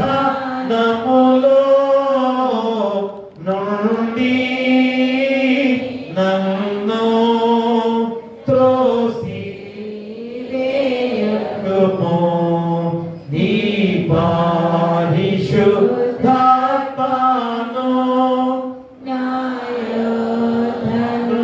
నుండి తీసివేయుము. నీ రక్షణ నందము నాకు మరలా పుట్టించును. సమ్మాతి గల మనసు కాలుగా చేసి నన్ను దృఢపరచుము. దయచేసి కూర్చోండి. కృతజ్ఞత కానుగా ముప్పటి కానుగా తెచ్చారంటే మరి ముందుకు వచ్చి దేవుని ఆస్తులు పొందుకోవాల్సిందిగా కోరి ప్రార్థిస్తూ ఉన్నాం.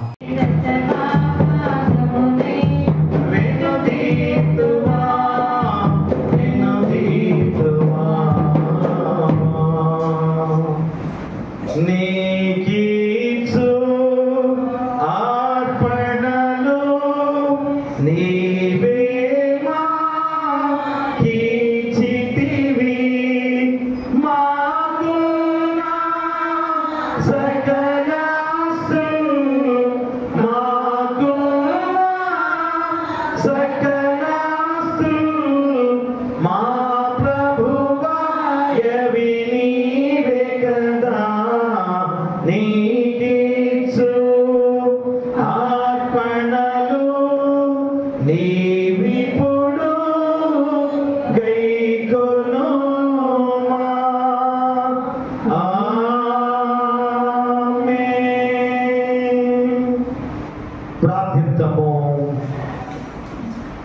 సకలాశీర్వాదాలకు కారణభూతుడమైన మా పరలోకపు తండ్రి, మహాపరిశుద్ధుడా, ప్రేమమయుడా, పరమమందు ఆశీర్వుడుగా ఉన్న గొప్ప దేవా, మీకే వేలాది స్తుతులు స్తోత్రాలు.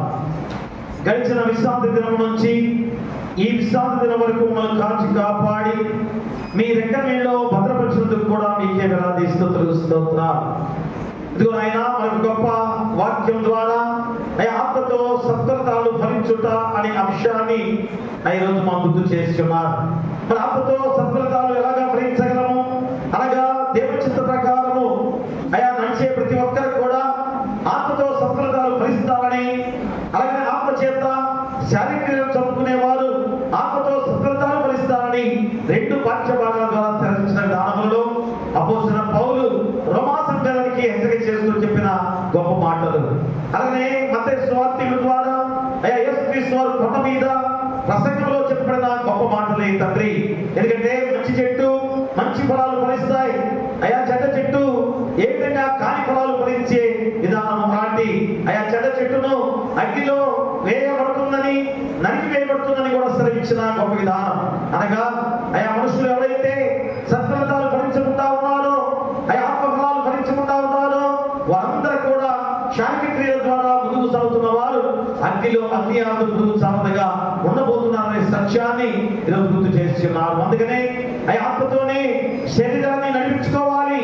ఎందుకంటే శరీరము ఆత్మ రెండు కూడా ఒకే కలయికలో ఉన్న విధానమే. కానీ శరీరము ఆత్మ విభేదాలతో మేము మా జీవితాలను కొనసాగించుకుంటూ ఉన్నాం. శరీరం వేరు ఆత్మ వేరు అనే విధంగా జీవిస్తున్నాం. విభేదాలతో జీవించుకుంటా జీవితాలతో జీవిస్తున్నాం. కాబట్టి ఇప్పుడే ఆత్మలో ఉన్న శక్తి ఏమిటో మేము తెలుసుకున్నాం. ప్రాణవాయువు ఎప్పుడైతే ఊదాడో అప్పుడే ఆ మట్టి శరీరంగా ఉన్న శరీరానికి శక్తి వచ్చింది. అంటే ఎంత శక్తివంతమైన ఆత్మ. అలాంటి ఆత్మని ఈరోజు మనం శరీర క్రియల ద్వారా చంపుతున్నామా అనే వాక్యం ఈరోజు మనం గుర్తు చేసిన దేవాది దేవుడు. కాబట్టి ఎప్పుడైనా కానీ ఆత్మతోనే సత్కృతాలు ఫలించేవాడిగా ఉండాలని గుర్తు చేసిన గొప్ప వాక్యం. వాక్యాన్ని ఫలింపు చేయండి. ఆ వాక్యాన్ని వెలుగుగా చేసుకున్న వెలుగు గృహాల్లో ఆపాదించుకునే బాధ్యత కూడా దయచేయండి. వచ్చిన వారు బట్టి, రాని వారు బట్టి, వృద్ధాపన్న వారు, నడివేస్తున్న వారు, ఎవరు ప్రార్థిస్తున్న వారు, చిన్నబిడ్డలు, కృష్ణోకులు, అనాథులు, అభాగ్యులు గర్భిణీ శిశువుల కోసం దయచేయండి. బాధితురాలు తల్లిదండ్రులు క్షేమంగా ఉంచండి. పిల్లలు లేని వారి బిడ్డలు దయచేయండి. వివాహాలు కాని వారికి వివాహాలు చేయండి. గృహాలు లేని వారికి గృహాలు ఇవ్వండి. ఉద్యోగాలలో ఉద్యోగాలు దయచేయండి. ఆర్థికంగా ఇబ్బంది పడుతున్న వారికి ఆర్థికంగా సహాయం చేయమని వేడుకలు ప్రార్థన చేస్తున్నాం. అలాగే అనారోగ్యంతో బాధపడుతూ మోకాళ్ళ నొప్పులు, తలనొప్పులు, కడుపులో గడ్డల, క్యాన్సర్ వ్యాధులు, లివర్ జబ్బులు, టీబీ జబ్బులు, కిడ్నీ వ్యాధులు, ఎయిడ్స్ వ్యాధులు, కోవిడ్-19 వ్యాధి, అలాగే పక్షవాయువుతో బాధపడుతున్న వారు, గుండె ఆపరేషన్ జరిగిన వారు, చర్మ వ్యాధితో బాధపడుతున్న వారు, థైరాయిడ్ సమస్యతో బాధపడుతున్న వారు, వేరే వేరే జబ్బులు, జలుబులు, దగ్గులు, బీపీలు, షుగర్లు, వేరే వేరే జబ్బులతో బాధపడుతున్న ప్రతి వారిని కూడా యేసు నామములో గద్దించిన ఆయన మీ హస్తాలతో తాకి ముట్టి స్వస్థపరచమని వేడుక ప్రార్థన చేస్తున్నాం. మా సంఘంలో కూడా కాలు గాయాలు, చేతి గాయాలు, నొప్పి గాయాలైన బిడ్డలు యేసు నామములో గద్దించి వారిని స్వస్థపరిచి మంచి ఆరోగ్యకరంగా నడిచే బాధ్యత దయచేయండి. అలాగే తండ్రి నాయన, మరి కష్టమైన పనులు చేసుకునేవారు, కూలి పనులు, సిమెంట్ పనులు, సున్న పనులు, క్వారీ పనులు, కరెంట్ పనులు, పెయింట్ పనులు, పెయింట్ పనులు, వడ్రంగం పనులు, మిర్చి ఆటో పనులు చేస్తున్న వారు, వేరే వేరే పనులు చేసుకునే ప్రతి వారిని కూడా కష్టాన్ని ప్రతితో మళ్ళా తిరిగి క్షేమకరంగా గృహం నడిపించమని వేడుకలు ప్రార్థన చేస్తున్నాం. అలాగే వాహనం వెళ్ళే ప్రతి వారు కూడా ఆటో డ్రైవర్లుగా, లారీ డ్రైవర్లుగా, బస్ డ్రైవర్లుగా, కార్ డ్రైవర్లుగా, బైక్ డ్రైవర్లుగా వెళ్తున్న ప్రతి వారిని కూడా మళ్ళా తిరిగి క్షేమకరంగా లాభదాయకంగా నడిపించమని వేడుకలు ప్రార్థన చేస్తున్నాం. అలాగే తండ్రి నాయన, పాడి పశువులను, పక్షాలను దీవించండి. పశువుల కాపులను, గొర్రెల కాపులను దీవించి బలపరచండి. అలాగే వ్యవసాయదారులు అతివృష్టి అనావృష్టి కలగకుండా సమపాతమైన వర్షపాతం చేత చక్కగా పండ్లు పట్టే బాధ్యత దయచేయండి. ఎందుకంటే ఆయన చాలా మంది విత్తనాలు విత్తి ఉండగా, మొక్కలు మొలిచి ఉండగా చక్కటి వర్షపాతం ద్వారా చక్కగా పండి లాభదాయకంగా నడిపించుకునే బాధ్యత దయచేయండి. ఎందుకంటే వ్యవసాయం ద్వారానే మనుషులందరూ కూడా జీవించే శక్తివంతమైన జీవితం. కాబట్టి భూమిని పండించిన ఆయన సేద్యం చేసుకొని దాన్ని పండించుకొని తిరండి అని మీరు శ్రమించారు. కానీ మా మానవ జీవితాలు పాప జీవితాలతో జీవించే విధానంలో ప్రకృతి కూడా మార్పు చెందుతున్న విధానమే తండ్రి. కాబట్టి ఈరోజు మేమందరం కూడా ఆ మంచి మార్గంలో ముందుకు సాగుతూ వ్యవసాయం చక్కగా పండించుకొని ఆరోగ్యవంతులుగా నడిచే బాధ్యత ప్రతి వ్యవసాయదారుడు కూడా దయచేసి దయచేయమని వేడుక ప్రార్థన చేస్తున్నాం. అయా ప్రతి వ్యాపారస్తులను కూడా, చిన్న వ్యాపారస్తులైనా పెద్ద వ్యాపారస్తులైనా దీవించి బలపరచండి, వ్యాపారంలో లాభదాయకంగా నడిపించమని వేడుక ప్రార్థన చేస్తున్నాం. అలాగే తండ్రి నాయన, మరి సమయంలో ఉద్యోగస్తులుగా ఉన్న బిడ్డలు, దూర ప్రాంతాల్లో, ఇతర దేశాల్లో, ఇతర రాష్ట్రాల్లో ఉన్న బిడ్డలు, ఆయా ఉద్యోగాలు చేసే ప్రతి ఒక్కరిని కూడా రాకపోకల మీద తోడుగా ఉండండి, ప్రమోషన్లతో నడిపించమని వేడుక ప్రార్థన చేస్తున్నాం. అలాగే తండ్రి నాయన, మరి గొప్ప సమయంలో విధులను పక్కన వ్యాఖ్యం చేస్తూ అయా మీ కృప వారికి దయచేయండి, వారికి తోడుగా ఉండి నాయన వారి కుటుంబాన్ని అయా గొప్ప మార్గంలో నడుపుతాయి మీ కృప దయచేయండి. అలాగే తండ్రి నాయన, మరిగో నాయన బిడ్డల విషయంలో ప్రార్థన చేస్తున్నాం. చదువుకునే బిడ్డలు, అయా చిన్న బిడ్డలు వాహనాలు పెడుతున్నారు, రాకపోకల మీద తోడుగా ఉండండి. పెద్ద బిడ్డలు కాలేజీలు, దూర ప్రాంతాలకు పెడుతున్నారు, రాకపోకల మీద తోడుగా ఉండండి. బాగా చదువుకొని మంచి ఉద్యోగాల్లో స్థిరపడే బాధ్యత బిడ్డలు దయచేయండి. ఇతర దేశాల్లో చదువుకున్న బిడ్డలు కూడా దీనికి బలపరచమని వేడుక ప్రార్థన చేస్తున్నాం. మరి ఈ సమయంలో సేవకులుగా ఆయా డాక్టర్లు, నర్సులు, ఆశా వర్కర్లు, వాలంటీర్లు, పోలీసు వారు, ఎంఆర్ఓ, విఆర్ఓ, విఆర్ఏలు, పంచాయతీ సెక్రటరీలు, పారిశుద్ధ పనులు చేసేవారు, ఎండిఓ, రాష్ట్రపతులు, ప్రధానమంత్రులు, ముఖ్యమంత్రులు, మంత్రులు, ఎమ్మెల్యేలు, గ్రామ సర్పంచ్, ఎంపీటీసీ, జడ్పీటీసీ వారు, ఆయా అంగన్వాడీ, సచివాలయ ఉద్యోగస్తులు, వేరే వేరే ఉద్యోగాలు చేసే ప్రతి వారిని కూడా ఆయా వారు చేసే ప్రతి ఉద్యోగంలో ప్రజల క్షేమాన్ని కోరుతూ చేసే ఆయా ఉద్యోగాలు, ఆయా నాయకులుగా ప్రజలను సమాధానంగా, దేశాన్ని సమాధానంగా నడిపించుకునే గొప్ప విధానం, అన్ని క్రియలతో వారు నడిచినట్లయితే అయా మీ ద్వారా తిరిగి ప్రతిఫలం పొందుకునే గొప్ప బాధ్యత వారికి అందించబోతున్నారు. అటు వారికి దయచేయమని వేడుక ప్రార్థన చేస్తున్నాం. అలాగే ఈ సమయంలో అయా మా ఎస్సీ సంఘం విషయమై ప్రార్థన చేస్తున్నాం. అయా 1700 ప్యారిస్టులతో, ఎన్నో కాంగ్రిగేషన్లతో ఉన్న బలిష్టమైన సంఘంగా ఉండగా మీ పరిశుద్ధాత్మ శక్తి చేత అయా మళ్ళా పూర్వ వైభవంలో నడిపించడానికి సిద్ధంగా ఉన్న గొప్ప విధానం తండ్రి, మీ పరిశుద్ధాత్మ శక్తితో ముందుకు సాగింప చేయమని వేడుకలు ప్రార్థన చేస్తున్నాం. అలాగే తండ్రి నాయన, ఈ సంఘంలో మా సంఘాన్ని అయా డిరేట్ గారిని, సంఘ పెద్దలను, కులపెద్దలను, డిసిసి వారిని, సలవాదిని దీవించే సంఘాన్ని ఇందులో బలపెద్దగా నడిపించడానికి గొప్ప దానం చేయండి. అలాగే తండ్రి నాయన, ఇదిగో తండ్రి మరి నూతన దేవాలయ విషయంలో మళ్ళా మేము ప్రార్థన చేస్తున్నాం. ఆయన మా ప్రార్థన ఆలకించండి. నూతన దేవాలయ నిర్మాణం కొనసాగాలి. ఎందుకంటే ఎప్పుడైతే తీర్మానం చేసుకున్నారో ఇది 2వ సారి 3వ సారి తండ్రి అయ్యా అసలు అలాంటి విషయాల్లో ఎవరు వెనకంజ వేయకుండా ఆయన ఖచ్చితంగా నిర్మాణాన్ని కొనసాగించుకోవాల్సిన బాధ్యత ప్రతి బిడ్డలపై ఉంది. అటు కృప ద్వారా నూతన దేవాలయ నిర్మాణం ముందుకు కొనసాగడానికి మీ పరిశుద్ధాత్మ శక్తి చేత నడిపించమని వేడుక ప్రార్థన చేస్తున్నాం. అయ్యా దాని నిమిత్తము 3 రోజులు 13, 14, 15 తారీఖుల్లో ఉజ్జీవ సభలుగా దేవాలయంలోనే ఏర్పాటు చేసుకున్నాం. అయా దానికి ఒక ప్రత్యేకమైన ప్రార్థనలతో నడిపించబడుతుండగా మీ పరిశుద్ధాత్మ శక్తిని కొమ్మరించండి. అలాగే యూత్ రిట్రీట్ కూడా జరుగుతుంది తండ్రి. అయా చాలా ప్రాంతాల నుంచి బిడ్డలందరూ కూడా యవనస్తులు రాబోతున్నారు. మీ పరిశుద్ధాత్మ శక్తి చేత చక్కగా నడిపించే బాధ్యత దయచేయమని వేడుక ప్రార్థన చేస్తున్నాం. అలాగే తండ్రి ఆయన మా యవనస్తులు ప్రార్థన చేస్తున్నాం. అయ్యా యవనస్తులు ఖచ్చితంగా దేవుల్లో ఉండాలి, కానీ లోక విధానంలో శారీరకమైన క్రియలతో ముందుకు సాగుతున్నారు. అయ్యా దాని ద్వారా ఎన్ని కుటుంబాలు నష్టపోతున్నారో, ఎంతమంది బిడ్డలు నష్టపోతున్నారో తెలుసుకుని కూడా తల్లిదండ్రులు అయ్యా వారిని విషయంలో జాగ్రత్త వహించాలి, అయ్యా గద్దించాలి, అయ్యా వ్యక్తమాడాలి. అలాంటి బిడ్డలు అయ్యా మంచి బిడ్డలుగా ముందుకు సాగిపోతున్న గొప్ప విధానం. కాబట్టి యవనస్తులను అయ్యా మీ మార్గంలో నడిపించడానికే యూత్ రిట్రీట్ జరుగుతున్నాం తండ్రి. వీళ్ళందరూ కూడా నడిపించే బాధ్యత దయచేయమని ప్రార్థన చేస్తున్నాం. అలాగే సమర్పించిన ఈ కానుకలు బట్టి, కృతజ్ఞత కానుకలు బట్టి, మొక్కుబడి కానుకలు బట్టి, దశభాగాలు ప్రభుత్వాలు ఇచ్చిన వారు బట్టి, ఎప్పుడు బియ్యాన్ని తీసుకొచ్చిన వారు బట్టి వారి కుటుంబాలను ఉపదత్తులుగా, అరవంతలుగా, నిరంతరంగా ప్రేమింపచేసి అత్యధిక ఆశీర్వాదాలు నిండుగా మెండుగా వారిపై కొమ్మరించమని వేడుక ప్రార్థన చేస్తూ అయా మా సంఘంలో ఎలాంటి శోధన రానియకుండా ఐకమత్యంతో, ప్రేమతో, అయా సహవాసముతో, సమాధానంతో నడిపించే బాధ్యతగా అయా మా సంఘం చుట్టూ, గ్రామం చుట్టూ కూడా మీ దేవదూతల కంచెగా ఉంచమని నీ కుమారుడు మా ప్రభువైన యేసుక్రీస్తు ద్వారా వేడుకొంచున్నాము తండ్రి. ఆమేన్. పరలోకమందున మా తండ్రి, నీ నామం పరిశుద్ధపరచబడును గాక, నీ రాజ్యం వచ్చును గాక, నీ చిత్తం పరలోకమందు నెరవేర్చును భూమి మీద నెరవేరును గాక. మనది ఆహారం నేడు మాకు దయచేయము, మళ్ళా పాపము చేసిన వారిని క్షమించిన ప్రకారం మా అపరాధములను క్షమించుము, శోధనతో కాదును తప్పించుము. రాజ్యమును, శక్తియు, మహిమయు నిరంతరము నీవై ఉన్నవి. ఆమేన్. దయచేసి కూర్చోండి. ప్రియ దేవుని సంగమా, దేవుని ద్వారా అది వివాహపడుతున్నది.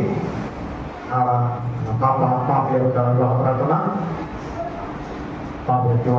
చదువుతున్నాం. ఇది మొదటి ప్రకటనగా చదివిస్తున్నాం.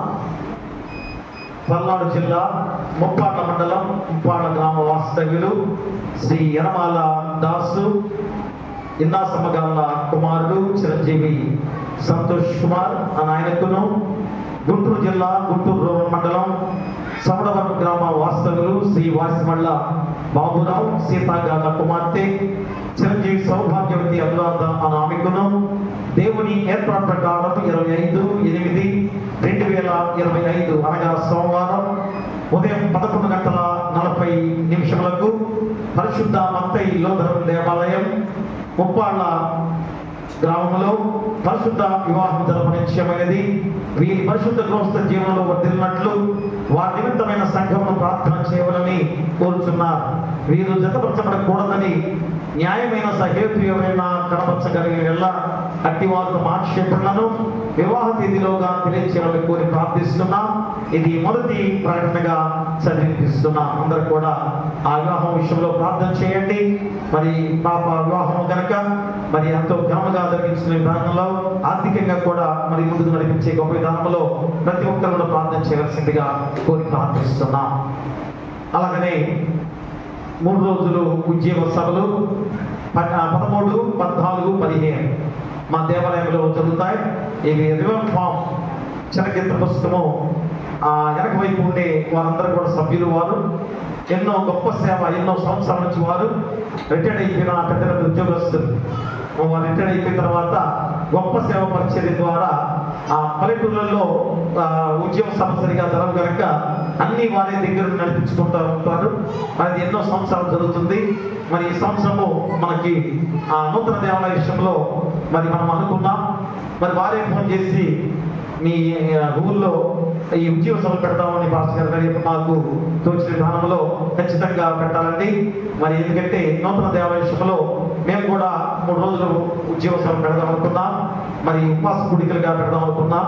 అందుకని ఇక్కడ మీరు చక్కగా చెప్పారు కనుక మరి ఆ 3 రోజులు జరిపించరావాల్సిందిగా కోరినప్పుడు వారు మన మధ్యకి రాబోతున్నారు. 13, 14, 15 వారు ఎంతో గొప్ప ఉద్యోగాలు చేసినా కానీ సేవలో ఎంత గొప్పగా ఉన్నారో అందరూ గుర్తు చేసుకోవాల్సిన విషయము. ఎందుకంటే అంతకుముందు బైబిళ్ళు కూడా 100 రూపాయలకి ఇచ్చేవారు. వారి చలచిత్ర పుస్తకం కూడా 35, 41 ఉంది. అది బయట అయితే 50 రూపాయలకు, 60 రూపాయలకు, 70 కూడా అమ్ముతున్నారు. వారు చేసే సేవ ఎందుకంటే చాలా కార్యాలు చేస్తున్నారు వారు. ఎందుకంటే దేవాలయాలకి నూతన దేవాలయాలకు కూడా వారు విరాళాలు ఇస్తుంటుంటారు. కాబట్టి వారు గొప్ప సేవ పరిచర్యలో ముందుకు సాగుతూ మరి రోజుకి 2 ప్రసంగికులుగా వస్తుంటారు. మొత్తం 3. కాబట్టి వారికి మనం భోజనం ఏర్పాటు చేయటమే. ఆ 3 కూడా భోజనం ఏర్పాటు చేయడానికి సిద్ధంగా ఉన్నారు. ఒకరు బాలరాజు గారు, కూచిపూడి బాలరాజు గారు వారి కుటుంబం తరఫున, 2వ వారు కొద్దిపాటి బ్లాంకమ్మ గారు, 3వ వారు బోరుగడ్డ త్యాగబాబు గారి కుటుంబం నుంచి 3 రోజులు వారు భోజనాలు ఏర్పాటు చేశారు. అలాగనే మా 15వ తారీఖున యూత్ రిట్రీట్ జరుగుతుంది. ఎందుకంటే చాలా ఘనంగా జరగబోతుంది. అన్ని ప్రాంతాల నుంచి చాలా ప్రాంతాల నుంచి రాబోతున్నారు. నిన్నే వారు ఫోన్ చేసి ఎంతమంది బిడ్డలు వస్తారో చెప్తామని చెప్పారు. ఎందుకంటే ఒక్కొక్క ఊరు నుంచి ఎంతమంది బిడ్డలు వస్తారో వారి లెక్కలు వేసి మనకు పంపిస్తారు. కాబట్టి యూత్ రిట్రీట్ 15వ తారీఖునే.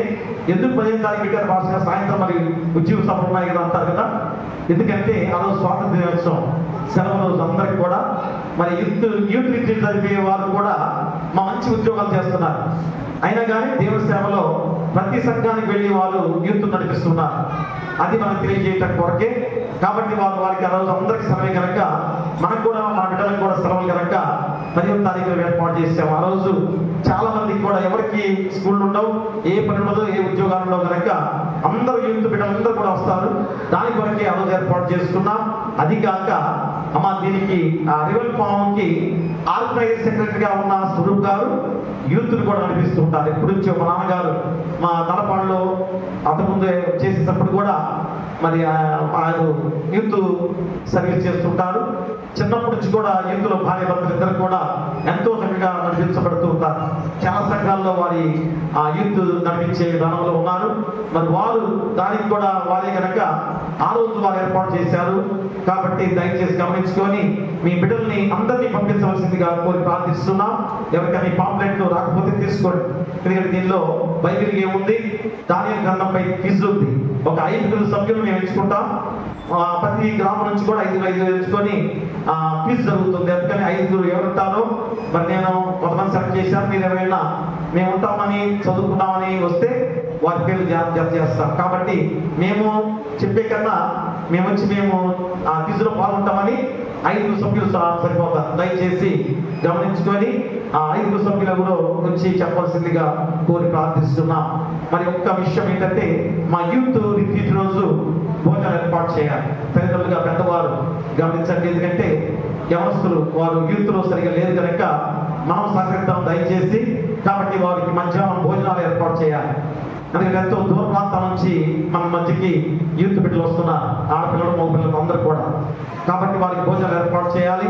మన సంఘం ఇప్పుడు కూడా అలాంటి విధానం. ఎందుకంటే యూత్ నడిపే స్వరూప్ గారు వారి దగ్గర ఉద్యోగస్తుల దగ్గర ఎప్పుడు ఇస్తుంటారు. కానీ మన సంఘం కొద్ది పెద్ద సంఘం కనుక మనమే వారికి ఆ భోజనాలు ఏర్పాటు చేస్తే సంతోషంగా ఉంటుంది. దయచేసి గమనించుకొని మరి ఢిల్లీ గారు ఒక టిక్కీ బియ్యము ఇస్తున్నారు. వారిని వారి కుటుంబాన్ని దేవుడు దీవించును గాక. అలాగే ఎవరైనా ఇంకా మిగతా ఇవ్వదలుచుకుంటే మరి సహాయం చేయవలసిందిగా కోరి ప్రార్థిస్తున్నాం. ఎందుకంటే వారికి భోజనాలు ఏర్పాటు చేయాలి. అది గమనించుకొని సిద్ధంగా ఉండవలసిందిగా కోరి ప్రార్థిస్తున్నాం. దీవెనతో సెలవిమ్ము కర్తా, మాకు నీ దీవెనతో సెలవిమ్ము కర్తా. దీవించి క్షేమపు దీవులను దయచేసి జీవపోషణ భావమున సమకూర్చి దీవెనతో సెలవిమ్ము కర్తా, మాకు నీ దీవెనతో సెలవిమ్ము కర్తా. ప్రభు నా శిక్షణను కాపాడుగాక. ప్రభు నిరంతర సన్ని ప్రకాశింపజేసి కరుణించుగాక. ప్రభు నిరంతర సన్నిగా తుదింపజేసి నీకు సమాధానము కలుగు చేయునుగాక.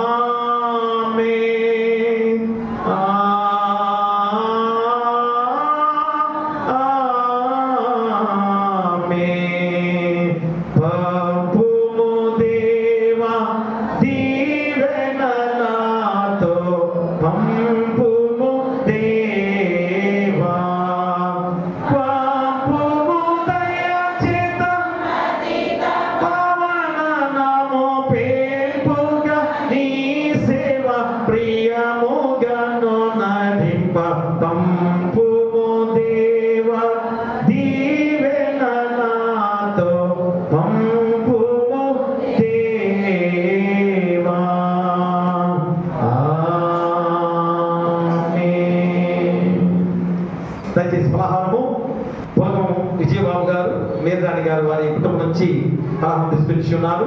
ఎందుకంటే లారీ బ్రేక్ అయిన క్రమంలో దాన్ని బ్రేక్ చేసిన సందర్భంగా వారు ఫస్ట్ బ్రేక్ దానికి పలహారం తీసుకొచ్చారు. వారిని వారి కుటుంబాన్ని దేవుడు దీవించను గాక. ఈ విషయంలో కూడా ఎన్నో మేలు చేస్తున్న దేవాది దేవునికి కృతజ్ఞతాస్తుతులు చెల్లించుకోవాల్సిన బాధ్యత నాయన బిడ్డల్లో ప్రతి విషయంలో కూడా ముందుకు నడుస్తున్న గొప్ప విధానం. కాబట్టి నాయన ఈరోజు లారీలు వ్యాపారం ద్వారా చక్కగా తండ్రి నడుస్తున్న గొప్ప జీవన విధానంలో పొలగం విజయబాబు గారు, మేధాని గారు వారికి చిన్న బిడ్డలు ఎంతో దీవెనకరమైన విధానంలో తండ్రి ఆ వ్యాపారం ఎంతో దీవెనకరంగా మాకు జరుగుతుండగా ఆ వ్యాపారం ద్వారా మా జీవన విధానం చక్కగా నడుస్తుందని తెలుసుకున్న గొప్ప బిడ్డలు. అందుకని ఈ రోజు నాయన చిన్న లారీ ఒకటి నాయన కొనుక్కుని ఉండగా దాని ఫస్ట్ బ్రేక్ ఆయన చేసుకొని ఎంతో దీవెనకరంగా ఆయన ఈరోజు కృతజ్ఞతాస్తుతుల ద్వారా ఆయా ప్రహారం కూడా తీసుకొచ్చిన గొప్ప విధానాన్ని బట్టి మీకు స్తోత్ర. ఆయా చిన్న లారీని కూడా చక్కగా నడిపించే బాధ్యత దయచేయండి. ఆ యొక్క పెద్ద లారీ కూడా తండ్రి ఆయన దాని ద్వారా చక్కటి వ్యాపారం జరిగి ఆ కుటుంబాన్ని పోషించుకునే బాధ్యత పిల్లలు దయచేయండి. బిడ్డలు మంచి ఆరోగ్యకరమైన విధానం నడిపించండి.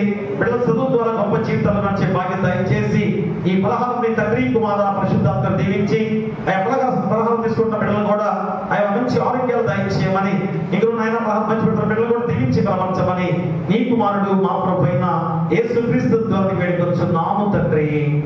ఆమేన్. తండ్రి, కుమార, పరిశుద్ధాత్మ త్రియేక దేవుని సదాకాలము తోడైండును గాక. ఆమేన్. ఆమేన్.